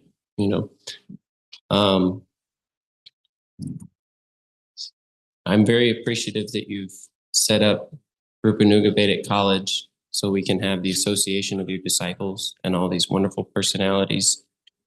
I read recently What is the Difficulty by Shruti Kirti, and what stood out to me from the book was how he was trying to make it known that one who's given, as in his case, secretary of Srila Prabhupada, such a personal and constant association with the spiritual master, there's the potential problem of taking his association for granted and getting too comfortable. And so I think we're very fortunate to see the devotees that you have from other countries who aren't so blessed to have constant association, that they have less association with you than I do, but their appreciation for you is so much greater than mine. And this is something I've discussed with at least one or more of your servants. This Rupanuga Vedic College that you've set up is so nice that just recently we've seen, 2 bhaktas join the program who are just overnight, they're chanting 16 rounds, they're waking up at 3 a.m. earlier than I do. And so I definitely see that if somebody wants to make quick advancement, that it's definitely possible. You always seem to know just exactly what to say in every situation. When I was discussing with you trouble in my spiritual practice recently, you said something which I appreciated very much, which was that if you get lazy with Krishna, he might get lazy with you.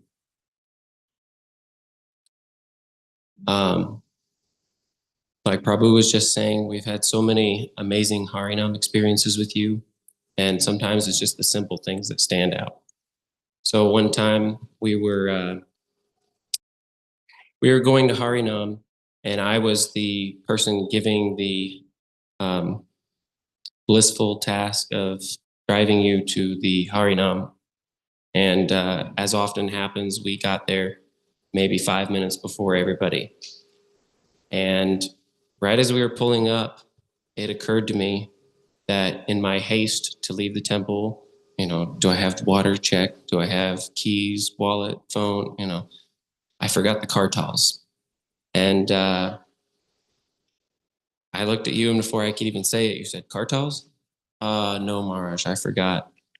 So he said, "Oh, what do you have in the car?" And I looked and looked and looked, and all I had was a crowbar and some metal bar. And so he said, "Okay." And so we walked down the road, and I'm hitting this piece of metal with a crowbar, looking like a crazy person. And we met up with the Harinam party, and they all got a big smile. And when we left, I remember you said, "That'll teach you not to forget the kartals." Hare Krishna.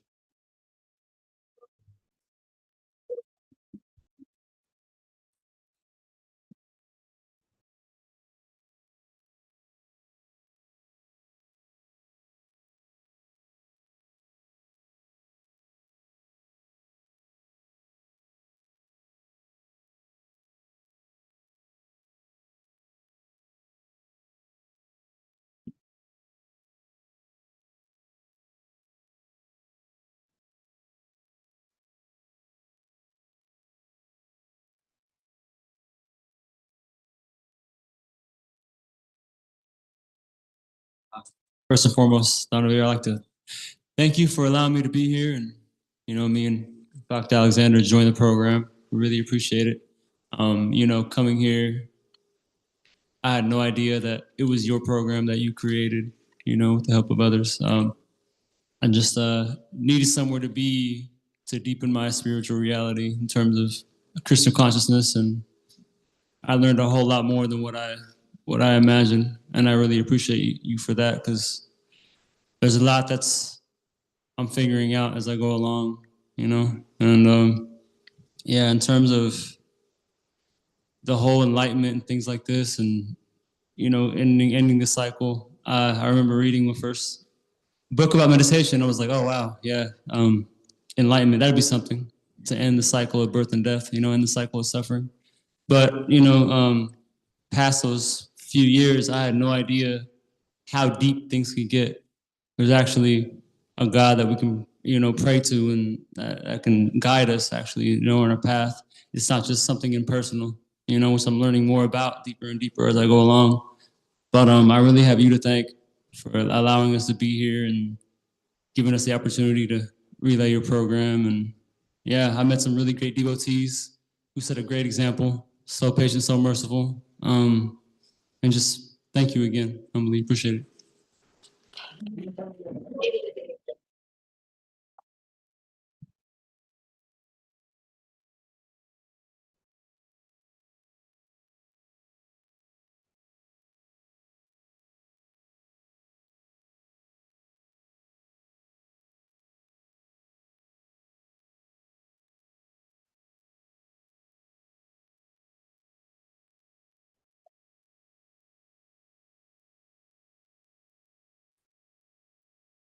Hare Krishna.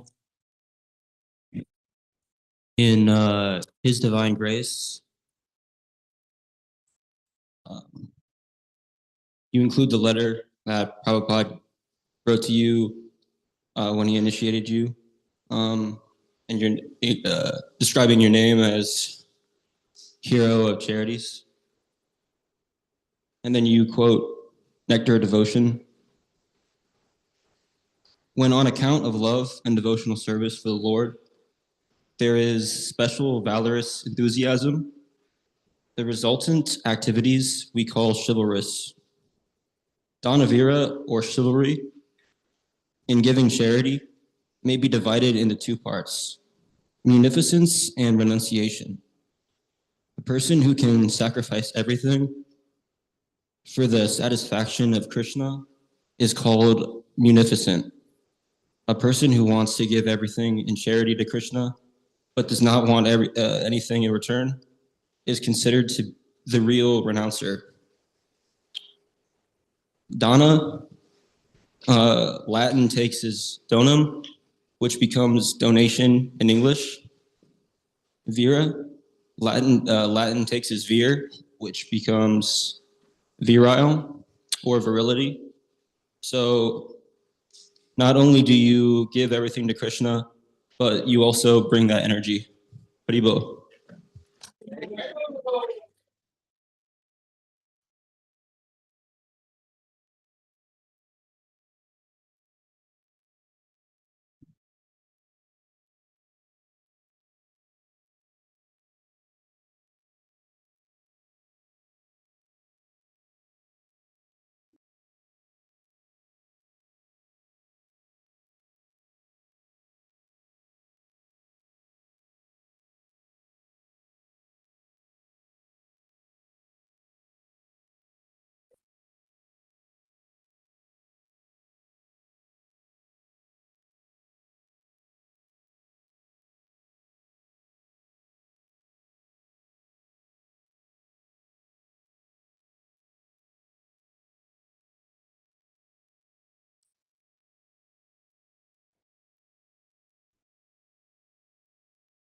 Krishna Maharaj.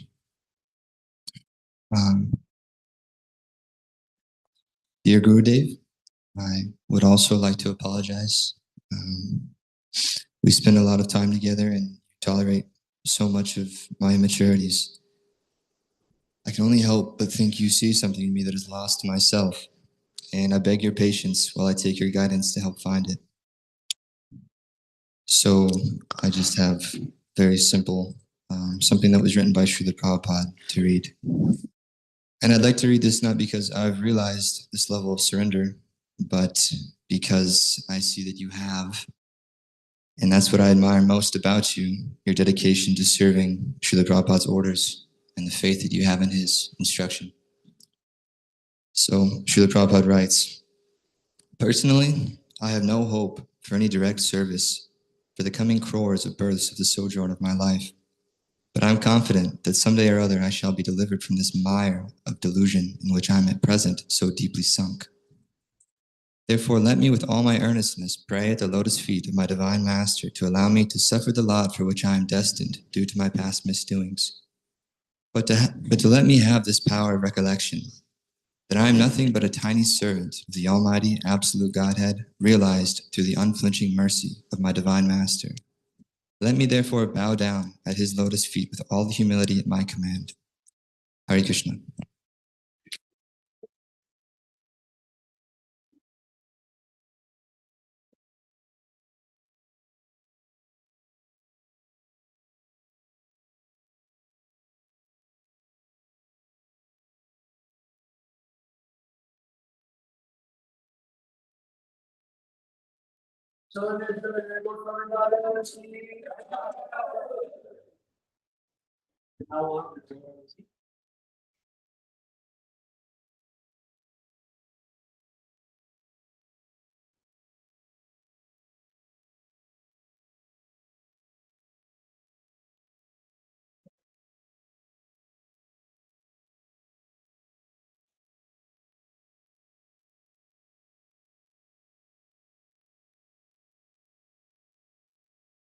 Life.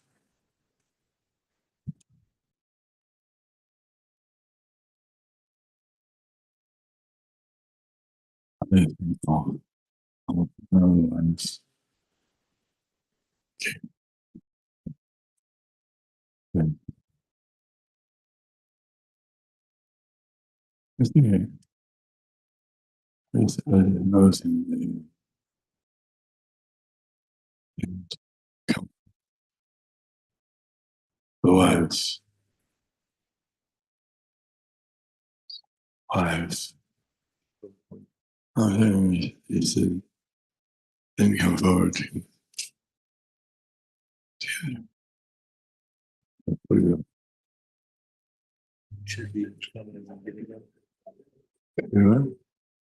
I said, he didn't come forward.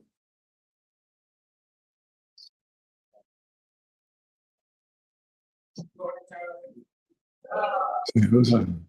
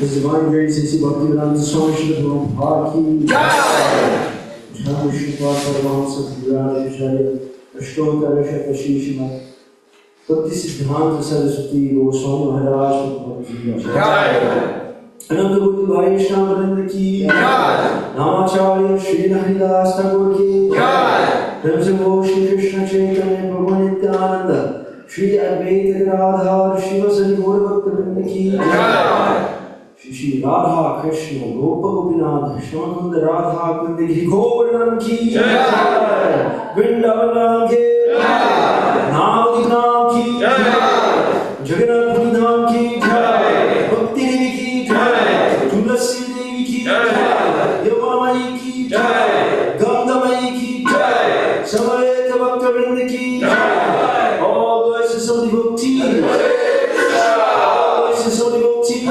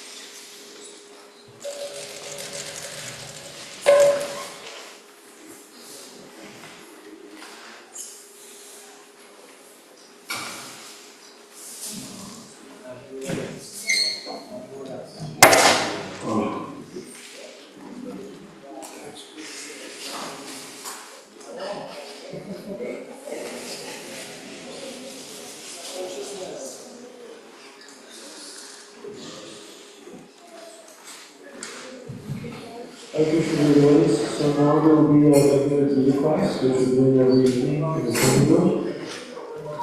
So today's evening, Bhagavad Gita class will be given by today's Pastor Prabhu.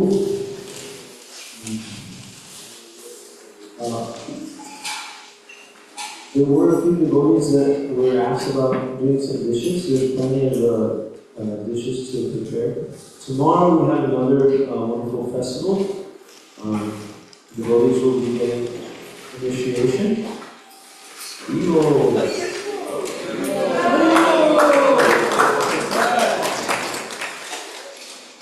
So there'll be some more cooking that's to do tomorrow.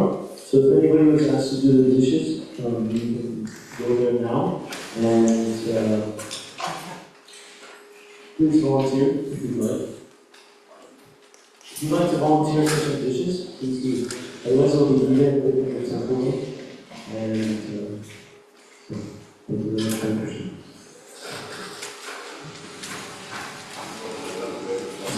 much for your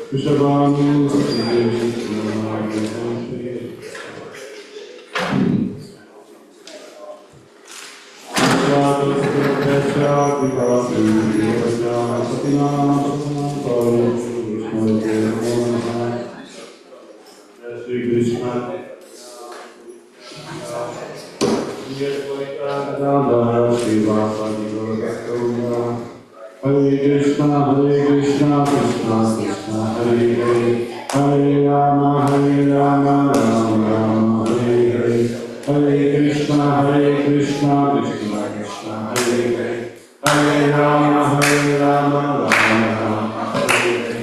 Hare Krishna, Krishna Krishna, Hare Rama, Hare Rama, Rama Rama, Hare Hare.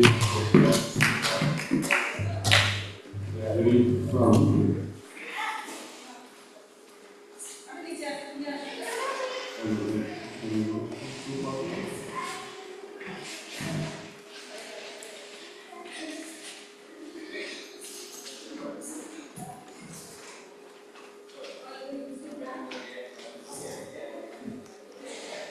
Okay, Quran 2, which is verse 11, 240.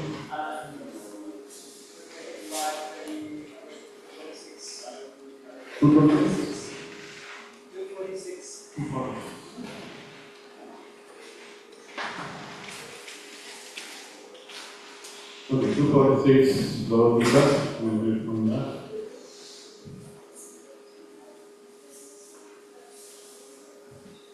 Let me see if I can find it.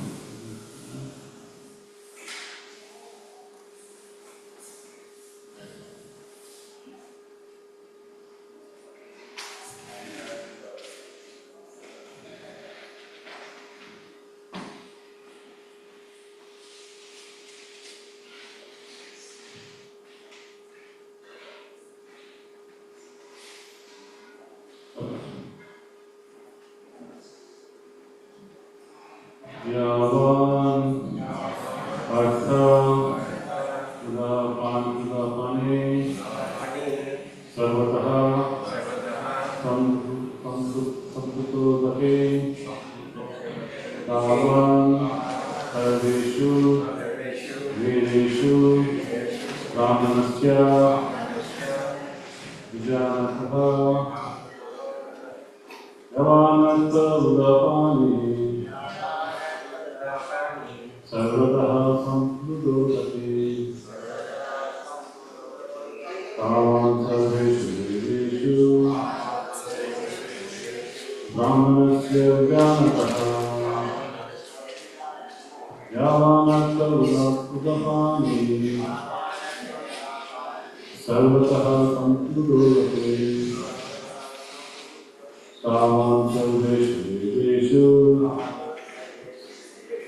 Brahmanasya Vijnanataha Yavan, all that. Artaha is man. Udapani, in a well of water. Sarvataha, knowledge. Samskrita Udake, in a great reservoir of water. Tavan, similarly. Sarveshu, in all. Vedeshu, Vedic literatures. Brahmanasya, of the man who knows the 16 Brahman. Vijanataha, with incomplete knowledge. Translation. All the purposes served by a small well can at once be served by a great reservoir of water. Similarly, all the purposes of the Vedas can be served to one who knows the purpose behind it. Please repeat after me. All purposes served by small well can at once be served by great reservoir of water. Similarly, all the purposes of Vedas can be served to one who knows the purpose behind them.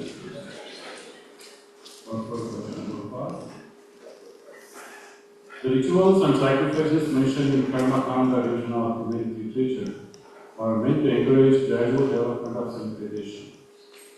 And the purpose of self-realization is clearly stated in the 15th chapter of our Gita. The purpose of studying Vedas is to know Krishna, Lord Krishna, the primary cause of everything.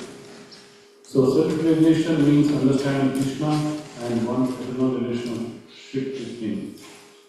The relationship of living entities with Krishna is also mentioned in the 15th chapter of our Gita, 15th chapter.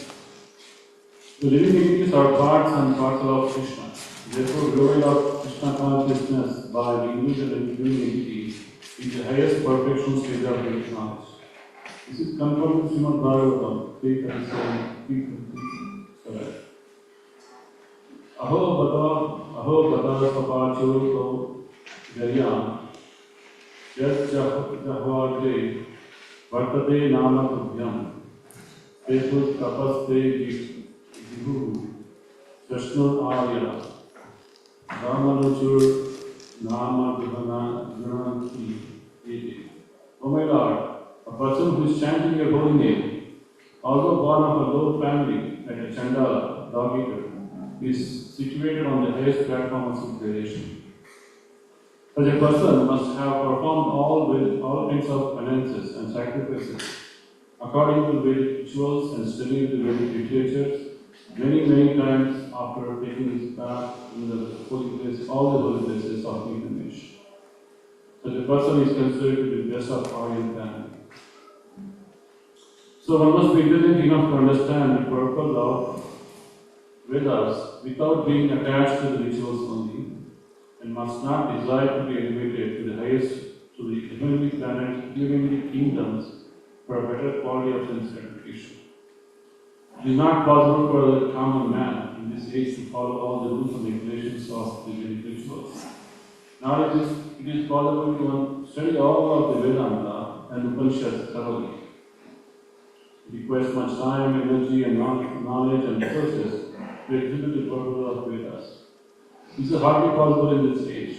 The best purpose of Vedic culture is served, however, by chanting the holy name of the Lord, as recommended by Lord Chaitanya, the revealer of all fallen souls.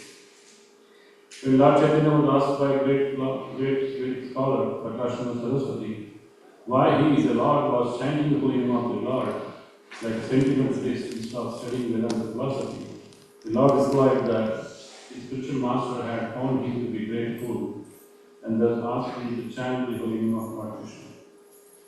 He did so and became ecstatic like a madman. In this age of study, most of the population is foolish and not adequately educated to understand Vedanta philosophy. The best purpose of Vedanta philosophy is served by ineffectively chanting the holy name of the Lord. Vedanta is the last word in Vedic Islam, and the author and knower of the Vedanta philosophy is Lord Krishna, and the highest Vedantist is the great soul who takes pleasure in chanting the holy name of the Lord. That is the ultimate purpose of all Vedic institutions.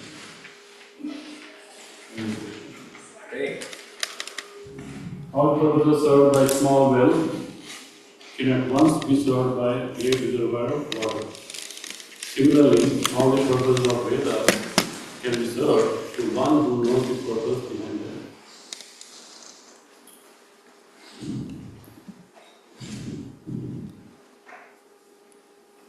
So Vedas have many different sections. The Karma Kanda. Karma Kanda is where you perform this sacrifice and you will get this result. Like you worship Vidra to get rain. If you want education, you worship Saraswati. If you want good wife, you worship Brahma. If you want any material benefits, worship Lord Shiva to get quickly. So there are so many sacrifices mentioned in the Vedic scriptures for different kinds of people. So Vedas accommodate various levels of people, from lowest level to the highest level. So if you are already in the higher path, we should not go down to the lower path. Again, we should not think that, okay, now I need to perform these sacrifices so that I can be under a Vedic system. So that's why Krishna is saying here, we need to know what is the purpose behind the Vedas. It's like a small well. The purpose of well is to get water. So you get some water from the well, but you have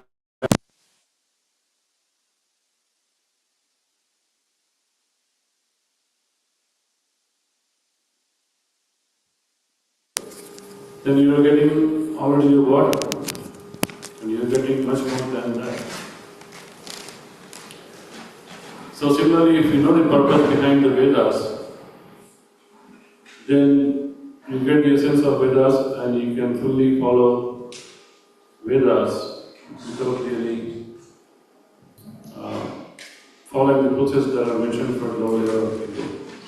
Like an example, people who are in the mode of ignorance and who want to eat meat, then they are recommended to worship Durga on the Amavasya day,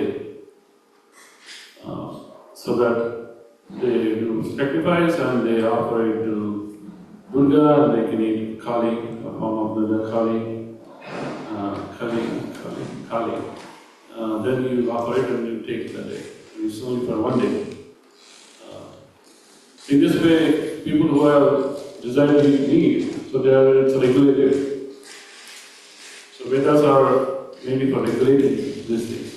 Regulating people's desires and senses, so that they can go to higher levels.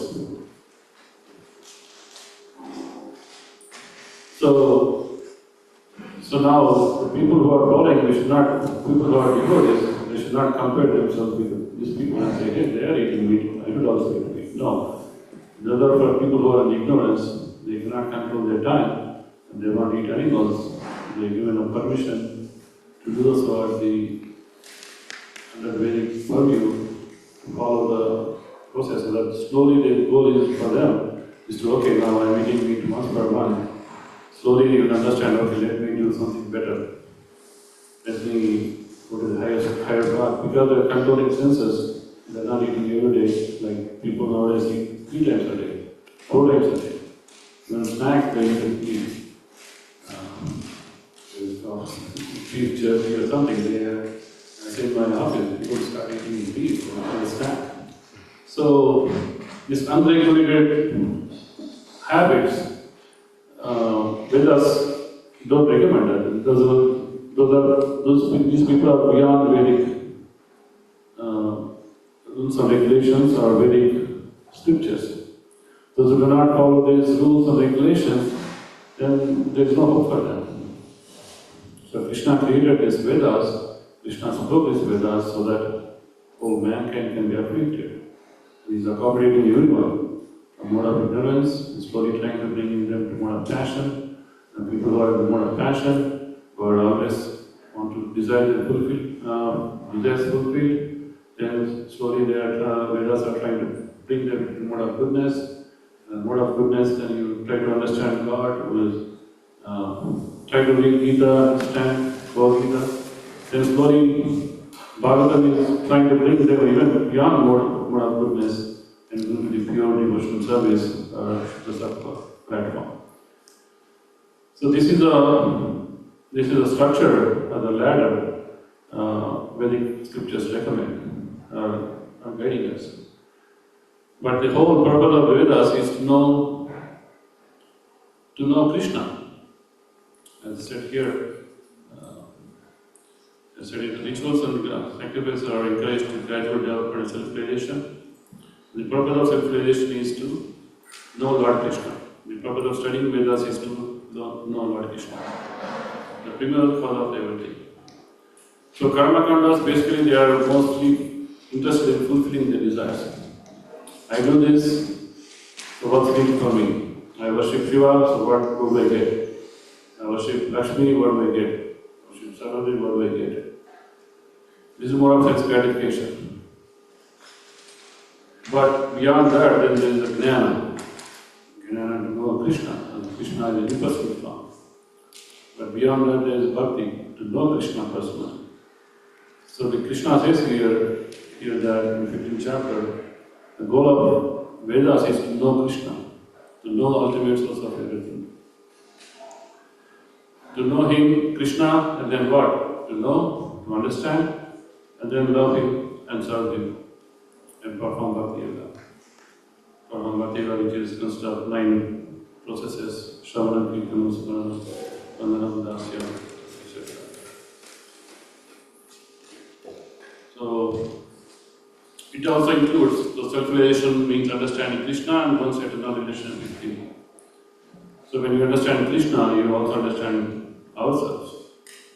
And not just know, but our relationship with Him, our eternal relationship with Him. So we are eternally connected to Krishna, and Mame Mantra Jiva Loke Jiva Buddha Sanatana, we are eternally connected to Krishna. Then we understand our true position. As Maharaj was mentioning in today's powerful class, we are eternal servants of Krishna. That is our true identity. All others are temporary. All other identities. Sarvopadi Nirmuktam. All upadhis are temporary. I am this, I am that, I am Democrat, I am Republican. You get attached to these identities. You become part of it, then you lose your true identity. You get lost in those identities, and slowly you will forget what is our true identity. Maya is so strong. Maya gives you these identities so that it gives you false proprietorship, feels you are controller of these things. You can control these things. So these identities, temporary and these material identities, they give you false hopes of enjoyment, enjoyership, doership and controllership. But if you really give up all this and say, I am only servant of Krishna, nothing else, then we can really see Krishna face to face. Otherwise, with all other identities, we cannot see Krishna because we are covered by those identities. We cannot see Krishna. So this is the highest knowledge. This is the highest level of knowledge in the Vedas. A lot of people misunderstand Vedas means just do this, Vedas are great, Vedas have mathematics, Vedas have this, Vedas have that, but you see that a lot of temples are built using Vedic architecture, you have metallurgy, you have astrology, so they're all there, but the main purpose of Vedas is to know Krishna, to know who is God. Not just to know, but clearly understand, logically and by observation, by practical experience, through the process of Bhakti Yoga, completely understand Krishna. And then understand our relationship with Krishna, then serve Him eternally. It's not just a temporary thing, it's not 1 hour, 2 hour thing. It is just our eternal relationship with Krishna. If we give up all other identities, we completely realize that we are only servants of Krishna, nothing else. Then we are able to serve Krishna all the time. Otherwise, the moment we say, I want money, I want this, I want that, then your mind gets diverted. So we need to try to come to that stage. That's why there is a process. And Prabhupada mentions here, Varnashrama is there, so that slowly you come to that stage. First, you do married life, brahmachari, married life, vanaprastha, sannyas. So that at least there are different stages described, so that if you cannot directly think of Krishna all the time, at least you follow this Varnashrama. Okay, at least be it Grihastha, but follow the Vedic rules and regulations. Follow the Bhakti Yoga. Try to inculcate in married life. So then when you come to Vanaprastha, you are better already trained. So brahmachari you already trained, married life you are already trained. So Vanaprastha so that training will help you to focus more and more on Krishna. Then when you take sannyas, in Kali Yuga it's very hard, but when you come to that stage, then you are already fully trained and you can think of Krishna all the time. You always think of Krishna. Nothing else. So basically you see everything from Krishna's point of view. That is love. So when you love somebody, you try to see from their point of view. You see in everyone, everything, you see your objective of love. So you see Krishna everywhere. So when you love Krishna more and more, then once you are in that stage, then you can Premanjana Chitta Bhakti Vilochanena. So when your love is saturated, when your love is overwhelming, then you are ready to go back to Krishna. So that you can express your love in a more spiritual form, not in this material form, but you can fully experience that love of Krishna in spiritual form, and that place is Guru of love. So that's the idea. So that's the whole purpose of Vedas. It's not to get some material benefits and enjoy this world, enjoy or suffer. This is all suffering. Because at the end, we all have to die, and more we try to enjoy. As soon as we say we are trying to enjoy, that's a trap. Basically, we are enjoyed by material nature. Material nature is trapping us to take another birth.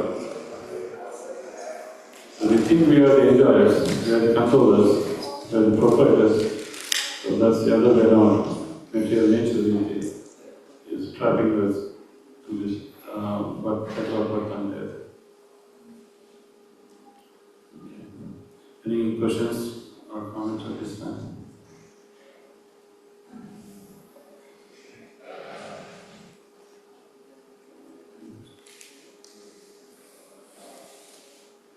Background noise is a little distracting. What time is it finished? 8:30, 8:20. 8:20, okay.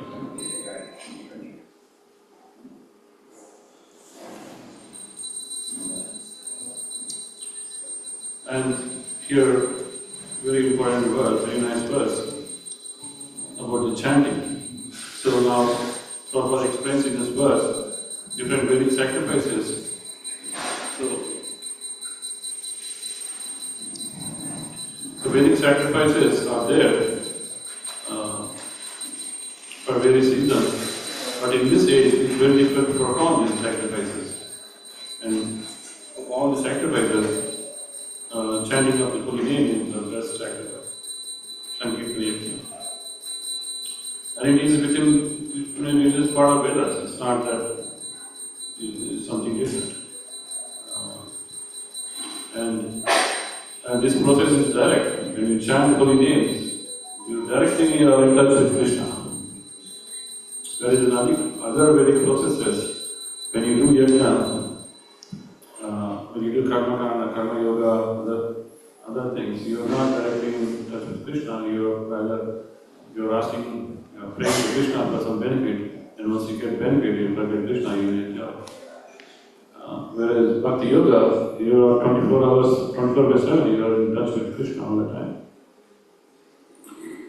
You are seeing face to face, and when you in touch with Krishna, you also see yourself. Just like when you go out, when you are in the sun, you also see yourself. So when you are in touch with Krishna, you also see yourself.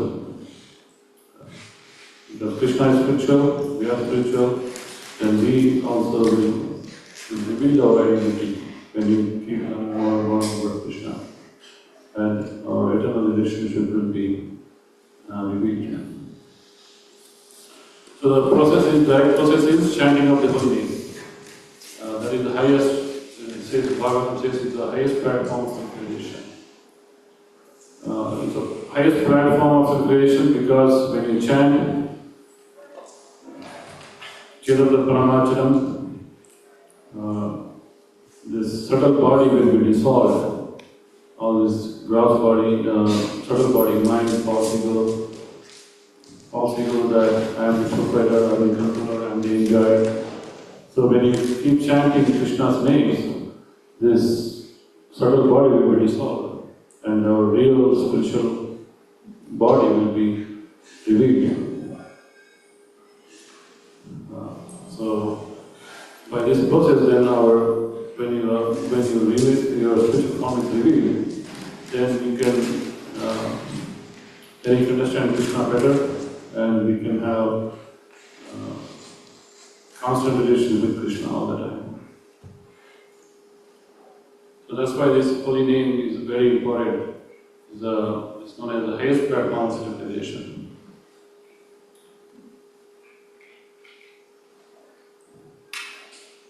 So one must be intelligent enough to understand the purpose of Vedas without being attached to rituals only. Must not desire to be elevated to the heavenly kingdoms for better quality of sense gratification. So this sense gratification is the enemy of civilization. In this morning class we were talking about, or in the previous lesson, we were talking about the austerity, importance of austerity. Kardamuni and Devati, they performed so much austerities. So for self-realization, we need to perform certain austerities. We cannot just keep on enjoying senses and hope to realize oneself. They are both contradictory.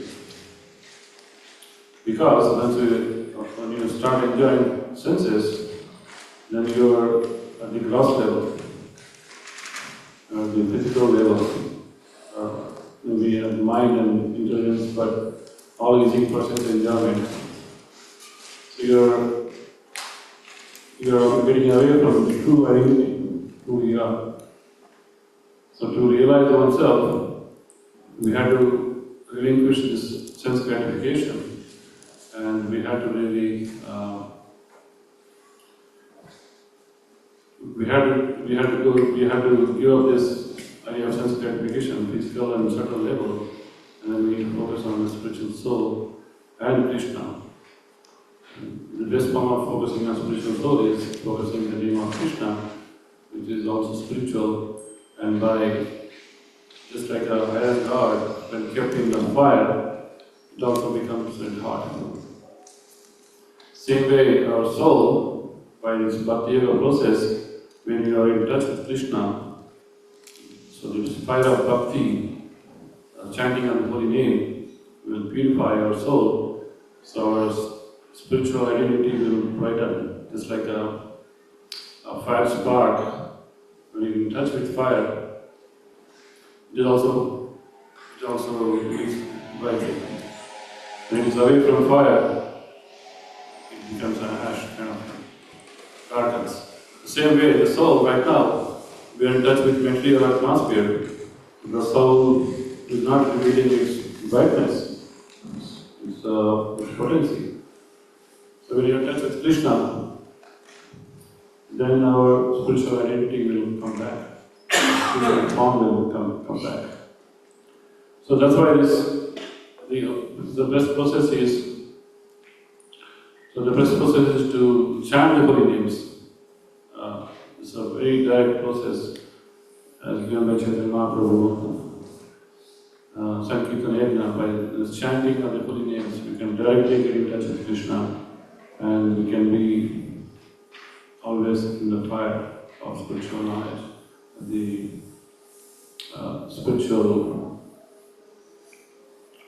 fire of spiritual knowledge, and we can already very good. Okay. Any questions or comments on the stage?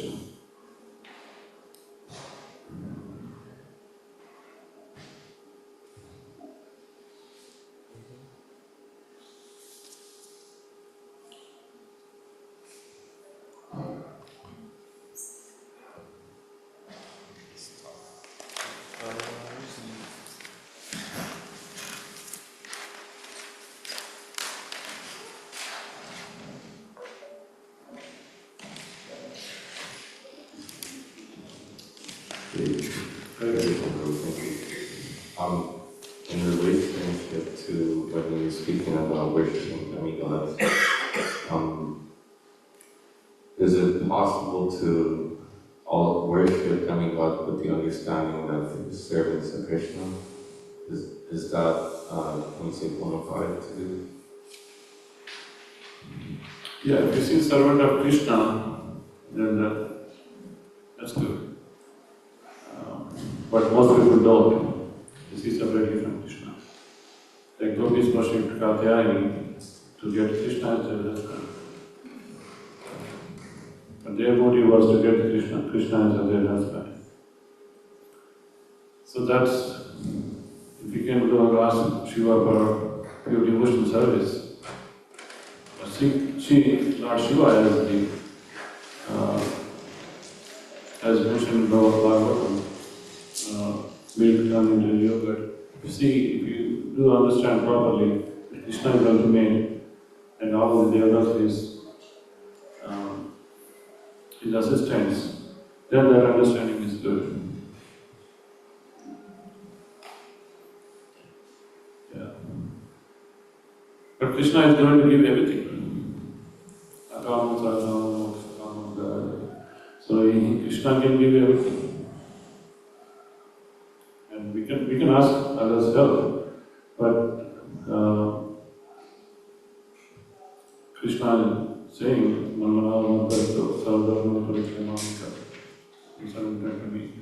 so Krishna gives the whole everything, and there's nothing left.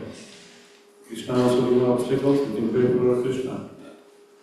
If you want knowledge, you can ask Krishna for that. If you don't understand knowledge, you can pray for Krishna to give you the knowledge. So Krishna will give it everything.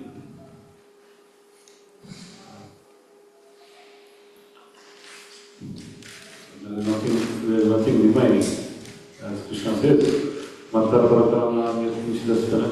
is nothing beyond me. Like if you go to the king, there is nothing beyond me. You can access anywhere, you can go anywhere in the kingdom. You can access anything you want. Easy or not. So same way Krishna, once you get in touch with Krishna, then we get everything. We get knowledge, and Krishna will give devotion. Krishna will say, I'll give you an understanding by which you can come back. He is giving knowledge, he is Vahamya. He said, I will take care of my devotees. My devotee will not perish.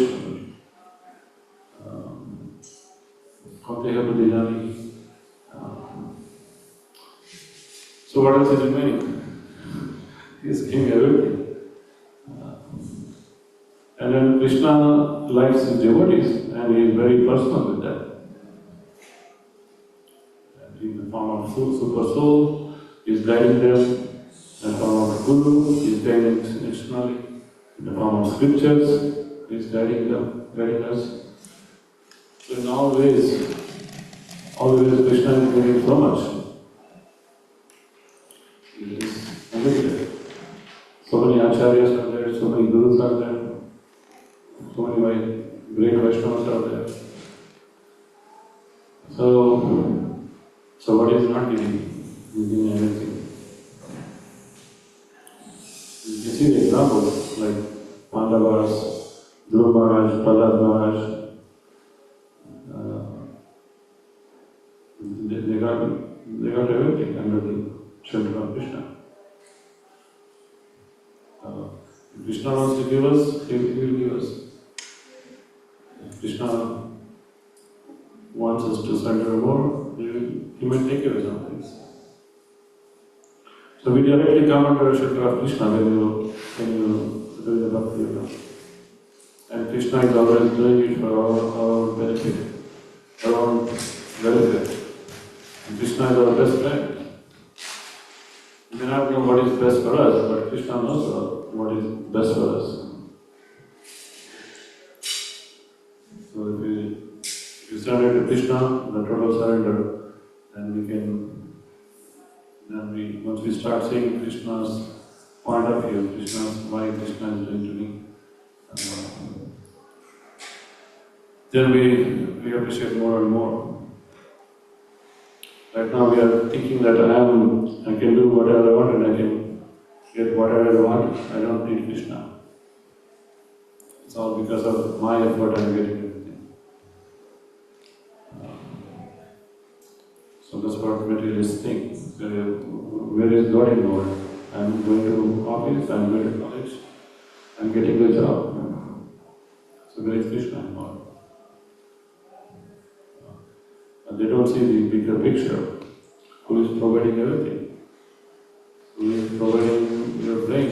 Who is providing the senses? Who is providing the sun? Who is providing the moon? Who is providing the plants, rains, everything? Just like a company might say, hey, this year we made so much profit, billions of dollars, but then there is a couple of cyclones, so yeah, we lost some business. Due to Mother's nature, we lost some business, but we couldn't make that much profit, but we made billions profit. So they do not know the full picture. So Mother Nature will say, some due to bad weather conditions and things like that, we lost some business, but they don't see the bigger picture that Krishna is in control of it. So the only devotional devotees can know Krishna fully, can understand fully. Whereas materialists, they understand, they might guess, they might contribute, they might give some credit to some nature and things like that. But they do not know the full picture that Krishna is doing everything. And Krishna will not reveal to them also, but they are not interested to know Krishna. So by devotional service, this is ultimate knowledge. This is the topmost knowledge, Bhakti Yoga. Bhagavatam Bhagavad Gita teaches that. To know Krishna, to know God directly, to understand the relationship with Him, and to be established in the relationship, to love Him, and in that love, we do everything. We do all the service to Him. In Krishna's love. And that's our natural, happy, perfect position. All of us are temporary. All of us will cause misery, and we have to take birth again and again.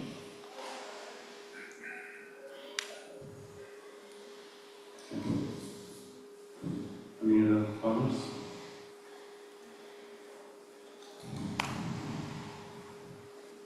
Questions? Yes, welcome.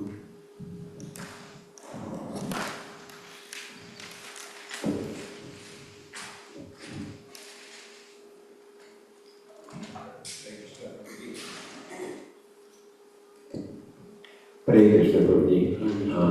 My question is, how to develop the real taste for the Harinam?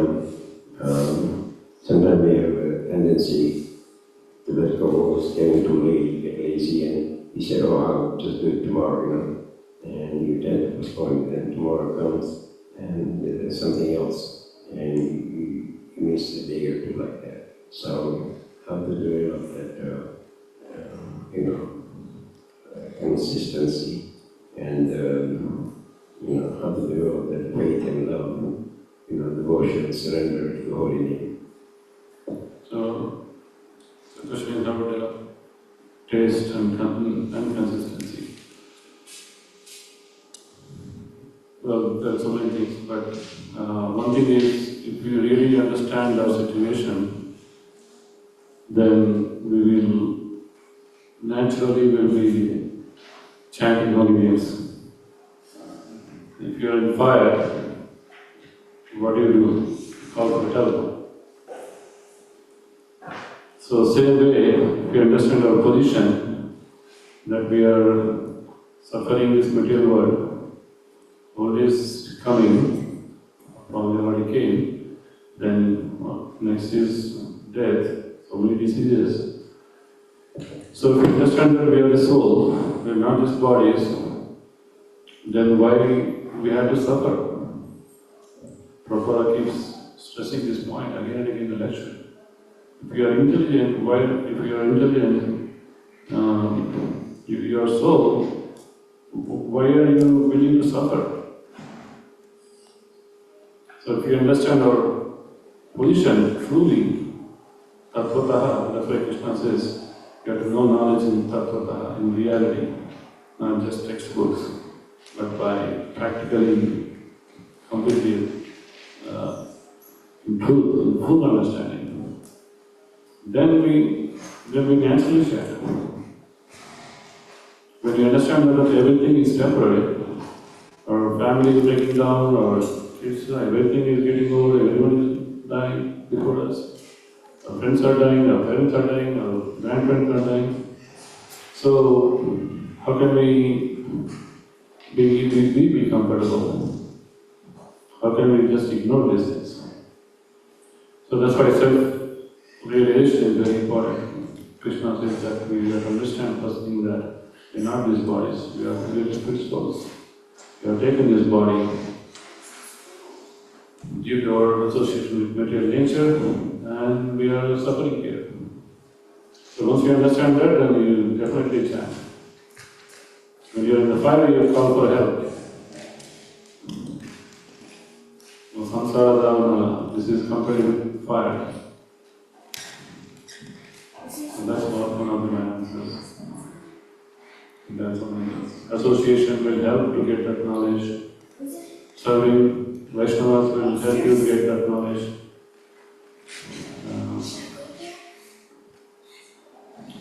Krishna says in Bhagavad Gita, Janma Mrityu Jaravagati Dukkha Dosham Dasanam. You try to understand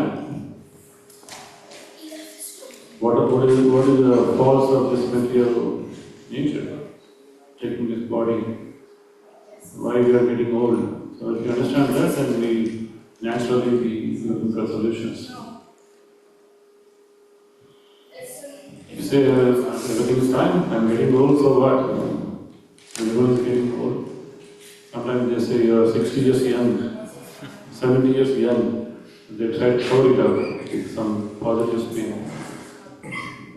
Our legs are falling and walking with big steps. I'm still young. I can do. I can make things. So this is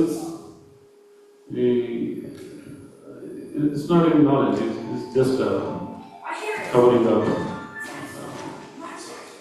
So when you really get to the basics, bottom, I want to know the truth, then you read Gita, you understand Gita, you approach Vaishnavas, ask questions, understand, then you are naturally being wholesome chant. If not, then we will not. And take it for granted. Okay, does that answer help? Yes, thank you. Thank you. Thank you. Hare Krishna, Srimad Bhagavad Gita,